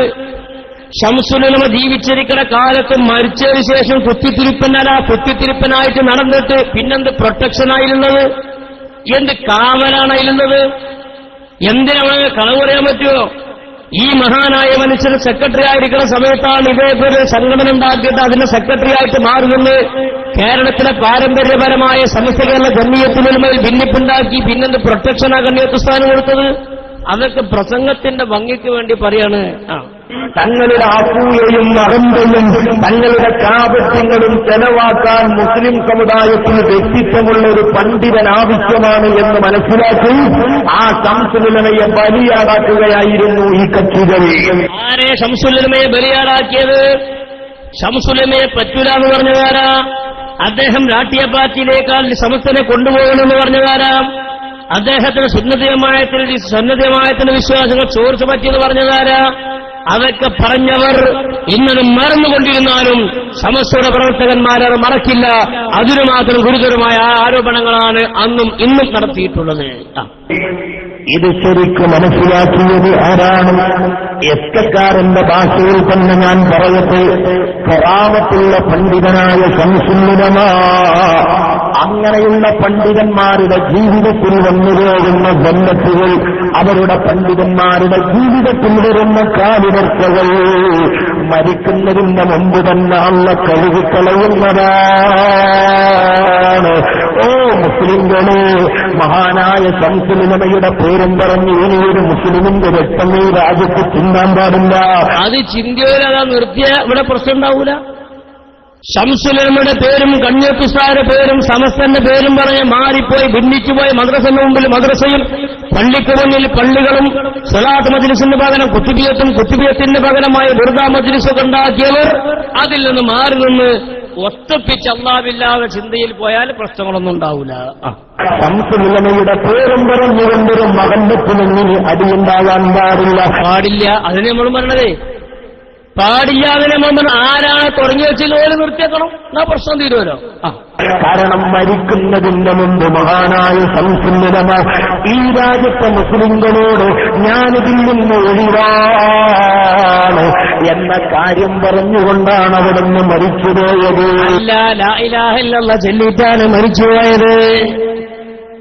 ന്യൂ ജനറേഷനോട് പറയണം നോക്കിങ്ങള്. അപ്പൊ ശംസുലുലമ മരിക്കുമ്പോ പറഞ്ഞത്ര ഞാൻ ഇതിന്നൊക്കെ ഒഴിവാണ് എന്നാണ് നമീർ അങ്ങട്ടാന്നറിയില്ല. മർജിയിലേഹി ഞാൻ ഇതിന്നൊക്കെ ഒഴിവാണ്, സമസ്തയിൽ ഒഴിവാണെന്നാണെന്നോ ഈ സുന്നീൻ ഒഴിവാണെന്നാണെന്നോ എന്താണെന്നറിയില്ല. ഞാൻ ഇതിന്നൊക്കെ ഒഴിവാണെന്ന് പറഞ്ഞിട്ടാണ് ശംസുലുലമ മരിച്ചുപോയത്. ഇത് പച്ചക്കളവാണ്. പണ്ഡിതലോകത്ത് സൂര്യതേജസായ മഹാനായ ശംസുലുലമ വഫാത്താകുന്ന സമയത്ത് അവിടെ കൂടുമെന്നവർക്കറിയാം. അന്ന് സുബ്ഹിന്റെ അവസാനത്തെ ഭാഗത്തിന്റെ അവസാനത്തെ കുലിമത്തു തൗഹീദിന്റെ അവസാനത്തെ വാക്ക് ലാ ഇലാഹ ഇല്ലല്ലാഹ്, ബാങ്കിൽ അവസാനത്തെ വാക്ക് പറയണം ശംസുലുലമയുടെ അവസാനത്തെ അവസാനത്തെ വാക്ക് കലിമത്തു തൗഹീദായാലും ഒന്നിച്ചാണ് എന്ന് കണ്ണുകൊണ്ട് കണ്ടവരെ ഇന്നും ജീവിച്ചിരിപ്പുണ്ട്. ആ സത്യങ്ങളൊക്കെ മറച്ചുവെച്ച് ന്യൂ ജനറേഷന് മുമ്പിൽ കളവ് പ്രചരിപ്പിക്കുന്നത് ഭൗതികമായ ലോകത്ത് ചെലവായാലും അല്ലാതെ കോടതിയിൽ നടക്കുന്ന വിഷയമാണോ ഇത്? പിടിക്കപ്പെടൂലേ അല്ലാതെ കോടതിയിൽ? എന്തേതൊന്നും മനസ്സിലാക്കാതെ പോയി ശംസുലുലമ അങ്ങനെ പറഞ്ഞു എന്നിട്ടോ. താൻ കബളിപ്പിക്കപ്പെടുകയായിരുന്നു, താൻ വഞ്ചിക്കപ്പെടുകയായിരുന്നു. തന്റെ കൂടെയുള്ളവർ ചതിയന്മാരും അസൂയാനുക്കളുമാണ്, അവർ തന്നെ ചതിക്കുകയായിരുന്നു എന്ന തിരിച്ചറിവ് മഹാനായ ശംസുലുലമക്കുണ്ടായിരുന്നു. അങ്ങനെ ഒരു സംഭവമല്ല. മരിക്കാൻ സമയത്ത് ശംസുൽ പറഞ്ഞത്ര ഞാൻ വഞ്ചിക്കപ്പെട്ടു, ഞാൻ ചതിക്കപ്പെട്ടു, എന്റെ കൂടെയുള്ളവരൊക്കെ അങ്ങനെ ഫിത്തനക്കാരായിരുന്നു, അതുകൊണ്ട് ഞാൻ ഇതൊക്കെ മടങ്ങാനെന്ന് പറഞ്ഞിട്ട് ശംസുൽ മരിച്ചു. ഇത് കഴിഞ്ഞ കൊല്ലത്തിന്റെ ശേഷം ഉണ്ടായിരുന്നോ? എക്കാലം വരെ നമ്മൾ കേട്ടിട്ട് കഴിഞ്ഞ കൊല്ലത്തിന്റെ ശേഷം ആലോചിച്ചുണ്ടാക്കിയതാ. ഇനി അടുത്തുള്ള എന്താ ഉണ്ടാക്കുക എന്ന് പറയാൻ പറ്റൂല. ഈ നിലക്ക് വളർന്നു വരുന്ന കുട്ടികൾക്ക് കളവ് പഠിപ്പിച്ചു കൊടുക്കുക. ഇത് കേൾക്കുന്നവർ ഇത് സത്യമെന്ന് കരുതൂലേ? ഇത് കേൾക്കുന്നവർ ഇതന്നെ ശരിയെന്ന് കരുതൂലേ? അതുകൊണ്ട് നമ്മൾ ഭരണകാര്യങ്ങൾ സത്യം ആര് വന്നാലും മാറൂല. സത്യം അങ്ങനെ സത്യമായിട്ട് തന്നെ നിലനിൽക്കും. കാന്തപുരത്തോട് അടുത്ത ചോദ്യം 6. എന്താ ചോദ്യം? നിങ്ങളുടെ പുതിയ പ്രവർത്തനങ്ങൾ എന്തൊക്കെയാണ്? അദ്ദേഹത്തിന് മറുപടി നോളജ് സിറ്റി ആയിട്ട് മുന്നോട്ട് പോകലാണ്. അപ്പം പത്രക്കാരന്റെ ചോദ്യം, നോളജ് സിറ്റി നമ്മളെ പള്ളി ആ നോളജ് സിറ്റി തന്നെ ഉണ്ടാവൂലേ? അദ്ദേഹം പറഞ്ഞു നോളജ് സിറ്റിയിൽ പള്ളിയില്ല, പള്ളി ഞങ്ങളുടെ സൗകര്യം അനുസരിച്ച് വേറെ എവിടെയെങ്കിലും ഞങ്ങൾ പള്ളി ഉണ്ടാക്കും. ഇതൊക്കെ ഗൗരവത്തിൽ നമ്മൾ ആലോചിക്കണതൊക്കെ. ഇവിടെ ഉണ്ടെന്നാൽ നമ്മുടെ നാടിന്റെ എല്ലാ ഭാഗങ്ങളിലും ഷാരെ മുബാറക്ക് പള്ളിയുടെ ഫ്ലക്സ് ഉണ്ടായിരുന്നു. വലിയ നോളജ് സിറ്റിയുടെ വലിയ ഫോട്ടോ, 20, 30, 50 നിലവിലെ ബിൽഡിങ്ങുകൾ ചുറ്റും, മധ്യത്തിൽ സുന്ദരമായ ഒരു വൈറ്റ് ഹൗസ് പോലെ ഒരു പള്ളി. ആ ഫ്ലക്സ് നമ്മുടെ നാട്ടിലൊക്കെ ഉണ്ടായിരുന്നു. അദ്ദേഹം പറയാണ് അങ്ങനൊന്നും ഞങ്ങൾ ഉണ്ടാക്കണില്ല. ഞാൻ പറഞ്ഞാൽ നിങ്ങളത് കളവ് പറയാണ്. അദ്ദേഹം തന്നെ പറയട്ടെ. പറയുകയും ചെയ്യും. പുതിയ പ്രവർത്തനങ്ങൾ എന്തൊക്കെയാണ്? പുതിയ പ്രവർത്തനം നോളജ് സിറ്റി ശക്തിപ്പെടുത്തൽ തന്നെ. ഒന്ന്, പള്ളിയുടെ പ്രവർത്തനം ഇതിന്റെ കൂട്ടത്തിൽ നടക്കുന്നുണ്ടോ? അതോ ആ കൂട്ടത്തിൽ പള്ളിയില്ല. എന്നാ എവിടെയുള്ളത്? എന്നാ പിന്നെ അത് എവിടെയുള്ളത്? അവിടെ ഉണ്ടാകുന്നല്ലേ പറഞ്ഞത്? നോളജ് സിറ്റി എന്ന ലോകത്ത് തുല്യതയില്ലാത്ത വലിയ സംഭവമാണ്. അതിന്റെ മധ്യത്തിൽ പള്ളി ഉണ്ടാകുമെന്ന് പറഞ്ഞ അതിന്റെ പോസ്റ്ററുകളും നോട്ടീസുകളൊക്കെ നാട് മുഴുവണ്ടായിരുന്നു. നല്ല സുന്ദരമായ സുന്ദരമായ എല്ലാ നിലക്കുള്ള കലാവിരുതോടു കൂടെയുള്ള ഒരു പോസ്റ്റർ, മധ്യത്തിൽ നല്ല സുന്ദരമായ വെള്ള മാർബിൾ കൊണ്ടുണ്ടാക്കിയതുപോലെയുള്ള ഒരു പള്ളി. അത് ഷാരെ മുബാറക്ക് പള്ളി. ഇന്ന ഹുബന്റെ ചോട്ടിൽ ഷാരെ മുബാറക്ക് വെക്കും, മറ്റൊരു ചോട്ടിൽ ഇന്നത്, മറ്റൊരു ചോട്ടിൽ ഇന്നത്, അങ്ങനെ ഇത്ര ആളുകൾ നിസ്കരിക്കാനുള്ള പാർക്കിംഗ് സൗകര്യം, നിസ്കരിക്കാനുള്ള സൗകര്യം, അങ്ങനെ ഇങ്ങനെയൊക്കെ പറഞ്ഞ് വലിയൊരു പ്രചരണം നടത്തി. ഏകദേശം 2-3 മാസങ്ങൾക്ക് മുമ്പ് നടത്തിയ പത്രസമ്മേളനത്തിൽ അദ്ദേഹം അങ്ങനെ നോളജ് സിറ്റിയിൽ ഞങ്ങൾ പള്ളി ഉണ്ടാക്കണില്ല, മോനെ തൽക്കാലം വരട്ടെ. പറയുകയും ചെയ്യും. പുതിയ പ്രവർത്തനങ്ങൾ എന്തൊക്കെയാണ്? പുതിയ പ്രവർത്തനം നോളജ് സിറ്റി ശക്തിപ്പെടുത്തൽ തന്നെ. ഒന്ന്, പള്ളിയുടെ പ്രവർത്തനം ഇതിന്റെ കൂട്ടത്തിൽ നടക്കുന്നുണ്ടോ? അതോ ആ കൂട്ടത്തിൽ പള്ളിയില്ല. പള്ളി ഞങ്ങൾ വേറെ കോഴിക്കോട്ട് തന്നെ ഞങ്ങൾ കോഴിക്കോട്ട് തന്നെ ഞങ്ങൾ ഉണ്ടാക്കുന്ന. കോഴിക്കോട് എവിടെ ഉണ്ടാക്കുക? കോഴിക്കോട് തന്നെ ആരതിഞ്ഞാമുള്ള സ്ഥലമാണല്ലോ. ഇത്ര വലിയൊരു പള്ളി, നിസ്കാര പള്ളിയൊന്നുമല്ലല്ലോ. കോഴിക്കോട് ജില്ലയിൽ എവിടെ ഉണ്ടാക്കുന്നത്? അവൻ നോളജ് സിറ്റി കൈതപ്പോയിൽ ഉണ്ടാക്കുമെന്ന് പറയുന്ന നോളജ് സിറ്റിയിൽ പള്ളിയില്ലെന്ന് അദ്ദേഹം തന്നെ പത്രക്കാരോട് സമ്മതിച്ചിരിക്കെ എത്ര വലിയ കളവാണ് ഈ പറഞ്ഞത്? ഇത് ആലോചിക്കാൻ വലിയ ബുദ്ധിയൊന്നും വേണ്ടല്ലോ. പണ്ഡിത സഭയുടെ പേരിൽ, പണ്ഡിതന്മാരാൽ ഉണ്ടാക്കപ്പെട്ട സംഘടനയുടെ പേരിലുള്ള നേതൃത്വത്തിലുള്ള ആളുകളൊക്കെ ഇങ്ങനെയൊക്കെ കളവ് പറയാന്നൊക്കെ പറഞ്ഞാൽ മരിച്ചു പോണ്ടേ? നേതാക്കന്മാരിങ്ങനെ നുണ പറഞ്ഞ അനുയായികൾ എങ്ങനെയൊക്കെ കളവ് പറയും? ഇതെന്താ നിങ്ങള് കണ്യത്തുസ്ഥാനിന്റെയും ശംസുമേയും ഗുരുത്തക്കേടെന്ന് മാത്രമാണ്, അല്ലാതെ ഇതിൽ പറയാനില്ല. അത്തരത്തിലൊരു വിമർശനങ്ങൾ ഉണ്ടായ ഘട്ടത്തിൽ അതിൽ നിന്ന് പിന്നോട്ട് പോവുകയോ അല്ലെങ്കിൽ ഒന്ന് പ്രവർത്തനം മന്ദീഭവിക്കുകയോ ഒക്കെ കുറച്ചു സമയം ഞങ്ങൾ കാത്ത് ഇരുന്നിട്ടുണ്ടായിരുന്നു. അദ്ദേഹം എന്താ പറഞ്ഞത്? ഇങ്ങനെ വിമർശനം വന്നപ്പോൾ കുറച്ചുനേരം ഞങ്ങൾ കാത്തിരുന്നിരുന്നു. ഇതിന് 3 മാസം മുമ്പത്തെ പത്രസമ്മേളനം ശരിക്കും കേട്ടോളി. ഇപ്പോൾ ഞങ്ങൾ സബ്മിറ്റ് ചെയ്തിട്ടുണ്ട്. പള്ളിയുടെ പ്രവർത്തനത്തിന് വേണ്ടിയുള്ള അപേക്ഷകൾ കൊടുത്തിട്ടുണ്ട്. 3 മാസം മുമ്പത്തെ പത്രസമ്മേളനം. ഇപ്പോൾ ഞങ്ങൾ പള്ളി ഉണ്ടാക്കാൻ അപേക്ഷ കൊടുത്തിട്ടുണ്ട്. മറ്റുള്ള അതിന്റെ സാമഗ്രികളൊക്കെ ഒരുക്കിക്കൊണ്ടുണ്ട്. എല്ലാം റെഡിയാക്കി വെച്ചിട്ടുണ്ട്. അപേക്ഷകൾ ഉടനെ സമർപ്പിച്ചു കഴിഞ്ഞിട്ടുണ്ട്. അത് അനുകൂലമായി ലഭിച്ചു കഴിഞ്ഞാൽ ഉടനെ ആരംഭിച്ച് ഉടനെ എടുക്കും. അപ്പൊ അപേക്ഷ കൊടുത്തിട്ടുണ്ട്. അപേക്ഷ കൊടുത്ത് സമ്മതം കിട്ടിയാൽ ഞങ്ങൾ പണി തുടങ്ങും. 3 മാസം മുമ്പ്. കഴിഞ്ഞാലെന്തേ പറഞ്ഞ പണി തീരാനായിരുന്നു. ഇതിൽ ഏതാ നമ്മൾ വിശ്വസിക്കുക? SSFന്റെ കുട്ടിയോട് നമ്മൾ ചോദിക്കും, അല്ല മാനെ പള്ളി എന്തായി? അത് പണി നടക്കുന്നുണ്ട്. അതിന്റെ കാലം അവിടെ ഉണ്ടാക്കണത് ഗുജറാത്തില്, അതിന്റെ മുനാരം അമേരിക്കയില്, മറ്റത് ഹറമിന്റെ ഉള്ളിൽ നിന്ന്, മറ്റത് അപ്പുറത്തുനിന്ന്, മറ്റപ്പുറത്തുനിന്ന് ഒക്കെപാട് കുറച്ച് ഞങ്ങൾ ജോയിന്റ് ആക്കും. കുട്ടികൾ നമ്മൾ പറഞ്ഞതാ. 3 മാസം മുമ്പത്തെ പത്രസമ്മേളനത്തിൽ അയാൾ പറഞ്ഞു ഞങ്ങൾ അപേക്ഷ കൊടുത്തിട്ടുണ്ട്, അപേക്ഷ കിട്ടി സ്വീകരിച്ചാൽ പണി തുടങ്ങും. ഇത് സത്യം തന്നെയാണ് ഇപ്പൊ പറഞ്ഞത്. ഉടനെ എടുക്കും. പ്രവാചകന്റെ മുടി ആ ഒരു പദ്ധതിയിലേക്ക് തന്നെയാണ് പോകുന്നത്. അടുത്ത ചോദ്യം, അങ്ങനെ പള്ളി ഉണ്ടാക്കിയിട്ട് പ്രവാചകന്റെ മുടി എന്ന പദ്ധതിയിലേക്ക് തന്നെയാണ് ഞങ്ങൾ പോകുന്നത്. അതായത് ഷാരെ മുബാറക്ക് നമ്മൾ മറക്കാൻ പാടില്ല, ഇടയ്ക്കിടയ്ക്ക് ഓർമ്മ വേണം. ആ ഷാരെ മുബാറക്ക് എന്ന പദ്ധതി കൂടെ തന്നെയാണ് പണി പോകുന്നത് എന്ന ചോദ്യം. ഉടനെ എടുക്കും. പ്രവാചകന്റെ മുടി ആ ഒരു പദ്ധതിയിലേക്ക് തന്നെയാണ് പോകുന്നത്, ആ നിലയിലുള്ള ഒരു പ്രവർത്തനത്തിലേക്ക് തന്നെയാണ്. അല്ല, അതിപ്പോ പല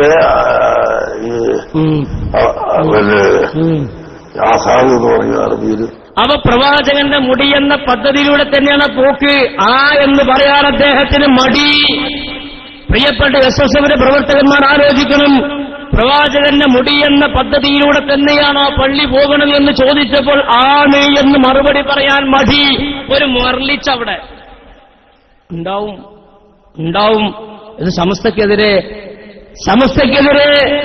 പഠിച്ചുയർത്തുമ്പോൾ നമ്മൾ ആലോചിക്കണമായിരുന്നു. കുരുത്തവും പൊരുത്തം എന്നൊരു സംഗതിയുണ്ട്, അത് വലിയൊരു വിഷയമാണെന്ന് മനസ്സിലാക്കണമായിരുന്നു. മോനാ ചോദ്യം മറുപടി ഒന്നുകൂടി വരട്ടെ. അദ്ദേഹത്തുള്ള ചോദ്യം നിലയിലുള്ള ഒരു പ്രവർത്തനത്തിലേക്ക് ആ ഒരു പദ്ധതിയിലേക്ക് തന്നെയാണ് പോകുന്നത്, ആ നിലയിലുള്ള ഒരു പ്രവർത്തനത്തിലേക്ക് തന്നെയാണ്. അല്ല, അതിപ്പോ പല ആസാദ് എന്ന് പറഞ്ഞ അറബിയിൽ ഈ ആസാദുകൾ പ്രവാചകരുടെ മുടി മാത്രമല്ല വേറെ പലതും ഉണ്ട്. അത് പറയാണെന്നാല് മുടി മാത്രമല്ല വേറെ പലതും ഉണ്ട്. നിങ്ങൾ വെറുതെ വിടുന്നിട്ട് എഴുതി ഞങ്ങള് മുടി മാത്രമല്ല വേറെ പലതുമുണ്ടെങ്കിൽ അത് ഏതൊക്കെയാണ്, എവിടുന്ന് കിട്ടി, പരമ്പര പറയണം. മുടിന്റെ പരമ്പരന്റെ മത്തമ്പള്ളിന്റെ ഉള്ളിൽ കാല് കുടിക്കന്മാര് വലിച്ചിട്ട് ഊരി കിട്ടുന്നില്ല. ഇനി ബാക്കിയുള്ളവരോട് പരമ്പര പറയാൻ ഒരുങ്ങിയിട്ടുണ്ടെങ്കിൽ എന്തൊരു കുലുമാല സുബ്ഹാനല്ലാഹ്. ഇത് ഇങ്ങനെ പലതും കിട്ടിയിട്ടുണ്ട്. ഏതാണ് കിട്ടിയ സാധനം അതൊക്കെ ജനങ്ങളോട് പറയണം. അതല്ലാതെ പരിശുദ്ധമായ ദീനിന്റെ ലേബലിലാണ് എന്നതാണ് ഇതിന്റെ കാരണം. നേരെ മറിച്ച് ടാറ്റ കമ്പനിന്റെ മാതിരിയോ ബിർളന്റെ മാതിരിയോ വേറെ കമ്പനിന്റെ മാതിരിയാണെങ്കിൽ ഇത് ചോദിച്ചത് കമ്പനി അതങ്ങനെ ഒരു വ്യക്തികളായിട്ട് പോകട്ടെ. ഇത് മതത്തിന്റെ പേരിലാണ്. സമസ്ത കേരള ജംഇയ്യത്തുൽ ഉലമാ അതിന്റെ കീഴിലാണ് ഇത് എന്ന് പറയുമ്പോഴാണ് വല്ലാത്തൊരു സങ്കടം. അത് ഒരു പള്ളിയോടനുബന്ധിച്ച ഒരു പ്രത്യേക സ്പെഷ്യൽ കെട്ടിടമായി കണ്ണുകള് ആ മുടി സൂക്ഷിക്കുന്നത് പള്ളിയിലല്ല, പള്ളിയോടനുബന്ധിച്ചൊരു സ്പെഷ്യൽ കെട്ടിടത്തിലായിരിക്കും. അങ്ങനെ തന്നെ പറഞ്ഞത്, അങ്ങനെയല്ലല്ലോ പറഞ്ഞത്. ഷാറെ മുബാറക്ക് മസ്ജിദ് ഉണ്ടാക്കും, അതിൽ വലിയൊരു കുബ്ബ. അന്നൊക്കെ പേരോട് 2 കയ്യും കാലും മേപ്പെട്ടാക്കിയിട്ട് അതൊക്കെ പറഞ്ഞ് പ്രസംഗിച്ചിനി. ഇപ്പൊ ആരും കാണാൻ തന്നെ ഇല്ല, തെറ്റൊന്നും കാണാനില്ല. ചൂടാണ് അത്ര, ഇപ്പൊ പുറത്തിറങ്ങാൻ കഴിയൂല. അന്നൊക്കെ പ്രസംഗിച്ചിന്റെ പ്രസംഗം ഞാനിപ്പോ ഈ വിഷയത്തിൽ കടന്ന നേരം മുഴുക്കോളും പറയേണ്ടി വരും. അന്നൊക്കെ അവർ പറഞ്ഞിരുന്നത് ഈ ഷാറെ മുബാറക്ക് മസ്ജിദ് ഉണ്ടാക്കുന്ന മുടി വെക്കാനാണ്. അതിൽ വലിയൊരു കുബ്ബുണ്ട്, ആ കുബ്ബന്റെ ചുവട്ടിൽ സൂക്ഷിക്കും, അത് സന്ദർശിക്കാൻ വരുന്നവർക്ക് നിസ്കരിക്കാൻ സൗകര്യം, അതിനാണ് പള്ളി. നേതാവ് പറഞ്ഞു അല്ല, അവിടെ ഞങ്ങളിപ്പോ പള്ളി ഉണ്ടാക്കുന്നില്ല, ആ പള്ളി ഞങ്ങൾ സെപ്പറേറ്റ് ഒരു ബിൽഡിംഗ് കോഴിക്കോട് ഉണ്ടാക്കും. അങ്ങനെ ഉണ്ടാക്കിയില്ല, ആ പള്ളിയിൽ മുടി വെക്കൂല, അത് ഞങ്ങൾ സെപ്പറേറ്റ് വേറെ വെക്കും. ഒരു 4 കൊല്ലം മുമ്പ് ഇതേ മനുഷ്യനാണ് കാന്തപുരത്തെ ഇന്റർവ്യൂ നടത്തിയത്. 4 കൊല്ലം മുമ്പ് ഇതേ മനുഷ്യൻ. അന്ന് അയാൾ പറഞ്ഞു ഈ 40 കോടിന്റെ പള്ളിയാണ്, മുടി വെക്കാനാണ്, മുടിയിലൊടിലൊക്കെ വെക്കും. 4 കൊല്ലം കഴിഞ്ഞൊരു 3 മാസം മുമ്പ് ഇതേ മനുഷ്യൻ ഈ ചോദ്യം ചോദിച്ചു. അപ്പൊ ഇയാൾ പറഞ്ഞു മുടി ഇന്ന പദ്ധതിയിലല്ല, പള്ളി ഞങ്ങൾ കോഴിക്കോട് വേറെ ഉണ്ടാക്കും, ആ പള്ളിയിലല്ല മുടി വെക്കുന്നത്, സെപ്പറേറ്റ് വേറെ ഉണ്ടാക്കും. അല്ല, അയാൾ അന്തം വിട്ട് മൂക്കത്ത് വെല്ലക്കണ രംഗാണ് കാണുന്നത്. നോക്കിയാണ് നിങ്ങൾ. ഈ രൂപത്തിൽ കളവ് പറയാൻ പറ്റുമോ നമ്മള്? അതിന്റെ ശേഷം അയാളെന്തേ പറഞ്ഞാൽ നിങ്ങള് എന്നാ ഉസ്താദെ നമുക്ക് പിരിയ അല്ലേ, നമസ്കാരം കരഞ്ഞു ചോദിച്ചാൽ എല്ലാവരും വലിയ പൊട്ടത്തിനാ പറയാന്ന് ഇയാൾക്കറിയാം. ഇയാൾ കിതാബ് ഓദിച്ചില്ലെങ്കിൽ വലിയ ഹിക്മത്തുള്ള ആളാണ്. ഈ നിലയ്ക്ക് ഈ സുന്നത്ത് ജമാഅത്തിന്റെ പേരിൽ പ്രവർത്തിക്കുന്നവർ സമുദായത്തെ വഞ്ചിക്കുന്ന സാഹചര്യം, ഞാൻ അതിലേക്കൊന്നും കൂടുതൽ കിടക്കണില്ല. ഇത് 3 മാസം മുമ്പത്തെ പത്രസമ്മേളനം, ഇത് 4 കൊല്ലം മുമ്പത്തെ പത്രസമ്മേളനം. നേരത്തെ സത്യം പറഞ്ഞാൽ മുടിയല്ല പ്രധാനം, അത് വെക്കാനായി നിർമ്മിക്കുന്ന പള്ളിയാണ്. 40 കോടിയാണ് പ്രാഥമിക ചെലവ് പ്രതീക്ഷിക്കുന്നത്. നിർമ്മാണച്ചെലവ് അന്ന് പറഞ്ഞത് 40 കോടി റുപ്യയാണ് പറഞ്ഞിട്ടുള്ളത്. ചെറിയ വ്യത്യാസങ്ങളൊക്കെ അങ്ങോട്ടും ഇങ്ങോട്ടും വർക്ക് ചെയ്യുമ്പോൾ വരുമല്ലോ. കോഴിക്കോട് നഗരത്തിനടുത്ത സ്വപ്ന നഗരിയിൽ തറക്കല്ലിടലും കഴിഞ്ഞു. 4 കൊല്ലം മുമ്പ് സ്വപ്ന നഗരിൽ തറക്കല്ലിട്ടു. 3 മാസം മുമ്പ് അപേക്ഷയും കൊടുത്തു. ചിർച്ചാൻ വേണ്ടി പറയലല്ല ഈ പറയണേ. നമ്മൾ ആലോചിച്ച് നോക്കിയാണ്, സമസ്തക്കെതിരെ വേറെ സംഘടന ഉണ്ടാക്കി പ്രവർത്തിക്കുമ്പോൾ 10 ആലോചിക്കണ്ടേ? ഇത് ചില്ലറ കളിയാ. 4 കൊല്ലം മുമ്പ് തറക്കല്ലിട്ട് പണി തീരാറായി എന്ന് പറഞ്ഞ അതേ സ്ഥാപനത്തിന് 3 മാസം മുമ്പ് അപേക്ഷ കൊടുത്തിട്ടുണ്ട്. അപേക്ഷ സ്വീകരിച്ച പണി തുടങ്ങുന്നതാണ് പത്രസമ്മേളനം 3 മാസം മുമ്പത്തെ. നിങ്ങൾ ആലോചിച്ച് നോക്കണം. വല്ലാത്തൊരു സഹതാപത്തോടാ ഞമ്മക്കൊക്കെ. തറക്കല്ലിടലും കഴിഞ്ഞു, പക്ഷേ പള്ളി നിർമ്മിക്കുന്നത് എവിടെ എന്ന കാര്യം ഇപ്പോഴും രഹസ്യമാണ്. അത് ഓർക്ക് തന്നെ അങ്ങനത്തെ ഒരു അത്ഭുതം ചെയ്യാൻ കഴിയുള്ളൂ. നമ്മളെ നാട്ടിലൊക്കെ തറക്കലിട്ടാ ഇട്ട തറമ്മലാണ് പിന്നെ സംഗതി ഉണ്ടാക്കുക. അതുപോലെ തറക്കലിട്ട ഒരു സ്ഥലത്ത് പണി തുടങ്ങൽ വേറെ സ്ഥലത്ത്, അങ്ങനെയുള്ള സംഗതിയുള്ളൂ. അല്ല, സ്ഥലമെല്ലാം കണ്ടെത്തിയിരിക്കുന്നു. 4 കൊല്ലം മുമ്പത്തെ പത്രസമ്മേളനം സ്ഥലമെല്ലാം കണ്ടെത്തിയിരിക്കുന്നു. സ്ഥലം കണ്ടെത്തിയിട്ടുണ്ട്. അതിന്റെ പണികൾ പൂർത്തിയായിക്കൊണ്ടിരിക്കുന്നു. 4 കൊല്ലം മുമ്പിട്ടോ മറക്കണ്ട. 4 കൊല്ലം മുമ്പ് പണികൾ പൂർത്തിയായിക്കൊണ്ടിരിക്കുന്നു. 3 മാസം മുമ്പ് അപേക്ഷ കൊടുത്തിട്ടുണ്ട്. അപേക്ഷ സ്വീകരിച്ച പണി തുടങ്ങുന്നതാണ്. അത് പൂർത്തിയായാൽ ഉടനെ ആരംഭിക്കാൻ. ഒരു വലിയ പള്ളിയല്ല, അപ്പൊ അതിന്റെ വർക്കുകൾ കുറച്ചധികം ഉണ്ടല്ലോ. അപ്പൊ വലിയ പള്ളിയാണ്, വർക്കുകൾ കുറച്ചധികം ഉണ്ട്. അതുകൊണ്ട് പണി പൂർത്തിയായാൽ ഉടനെ അറിയിക്കുന്നതാണ്. ഞങ്ങളുടെ നാട്ടിലൊക്കെ പണി പൂർത്തിയായി പിന്നെ തുടങ്ങാൻ നിർത്തിയക്കലാണ്. മുമ്പ് നേരെ കുത്തനെയാണ് ആരംഭിക്കാൻ. ഒരു വലിയ പള്ളിയല്ല, അപ്പൊ അതിന്റെ വർക്കുകൾ കുറച്ചധികം ഉണ്ടല്ലോ. അതുകൊണ്ട് അത് പൂർത്തിയായതിന്റെ ശേഷം സ്ഥലം പ്രഖ്യാപിക്കാം എന്ന് ഞങ്ങൾ തീരുമാനിച്ചിട്ടുള്ളതാണ്. പള്ളിന്റെ പണി പൂർത്തിയായ സ്ഥലം പ്രഖ്യാപിക്കാൻ ഞങ്ങൾ തീരുമാനിച്ചിട്ടുണ്ട്. നിങ്ങൾക്ക് വല്ല മനസ്സിലായിപ്പോയി? എനിക്കൊന്നും തിരിഞ്ഞില്ല. പള്ളിന്റെ പണി പൂർത്തിയായിട്ട് സ്ഥലം പ്രഖ്യാപിക്കുന്നു. ഈ രൂപത്തിൽ പരസ്പര വൈരുദ്ധ്യങ്ങൾ 4 കൊല്ലം മുമ്പത്തെ പത്രസമ്മേളനം. ഈ ക്ലിപ്പ് എന്ന് പറഞ്ഞ സാധനം വല്ലാതൊരു ക്ലിപ്പ് തന്നെയാണല്ലേ. മുമ്പാരോ പറഞ്ഞില്ലേ മാലിഹാദൽ ക്ലിപ്പ് എന്ന് പറയുന്നിടത്തൊക്കെ കാര്യങ്ങൾ എത്തിയത്. മാലിഹാദൽ ക്ലിപ്പു ലാ യുഗാദിറു സഗീറത്തൻ വലാ കബീറത്തൻ ഇല്ലാ അഹ്സാഹാ, എല്ലാം ക്ലിപ്പിലുണ്ടാവും. ഈ രൂപത്തിൽ കളവ് പറഞ്ഞ് സുന്നത്ത് ജമാഅത്തിന്റെ പേരിൽ ദീനിന്റെ പേരിൽ പ്രവർത്തിക്കുന്നവർ ഈ രൂപത്തിൽ മാറ്റി പറഞ്ഞാൽ എന്തൊരു ഗതികേടാണിത്. എങ്ങനെ ധൈര്യം ഉറപ്പിച്ചിട്ട് ഒരാളെ പിന്നാലെ നിൽക്കും? എന്നാ പോട്ടെ, സമസ്ത കേരള ജംഇയ്യത്തുൽ ഉലമാക്ക് രാഷ്ട്രീയ ബന്ധമുണ്ടെന്ന് ആരോപിച്ചവർ ഇന്ന് പരസ്യമായി രാഷ്ട്രീയക്കാർക്ക് വോട്ട് പിടിക്കാൻ നടക്കുന്ന തരംതാന്ന രാഷ്ട്രീയ പ്രവർത്തകന്മാരായി മാറി.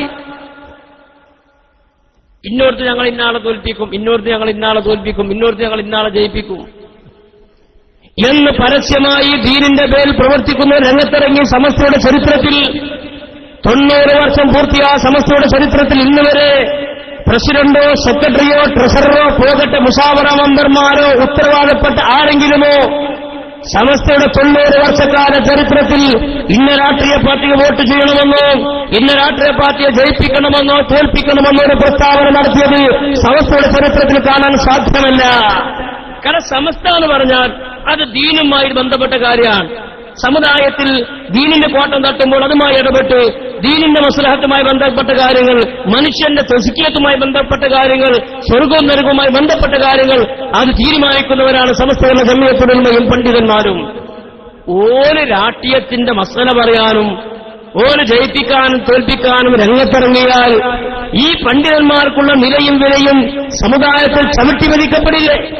നോക്കിങ്ങൾ ആദർശ പ്രഭാഷണം, ആദർശ സമ്മേളനം എന്നൊരു വേദിയിൽ വെച്ച് നടക്കുന്നൊരു പ്രസംഗം 1 ആഴ്ച മുമ്പ് മണ്ണാർക്കാട് നടന്ന പ്രസംഗം. ആരാ പ്രസംഗം നടത്തുന്നത്? വടശ്ശേരി ഹസൻ മുസ്ലിയാർ. വേദിയോ ആദർശ പ്രഭാഷണ വേദിയാണ്. മണ്ണാർക്കാട് അസംബ്ലി മണ്ഡലത്തിലെ വോട്ടവകാശമുള്ള സുന്നി പ്രവർത്തകന്മാരെ നിങ്ങളിപ്പോൾ കാണേണ്ടത് ആരാണ്? കുഞ്ഞി എംസിയെയും അദ്ദേഹത്തിന്റെ അനുജൻ നൂറുദ്ദീനെയുമാണ്. അത് ഈ വരുന്ന 16-ാം തീയതി പോളിംഗ് ബൂത്തിൽ നിങ്ങൾ കാണണം.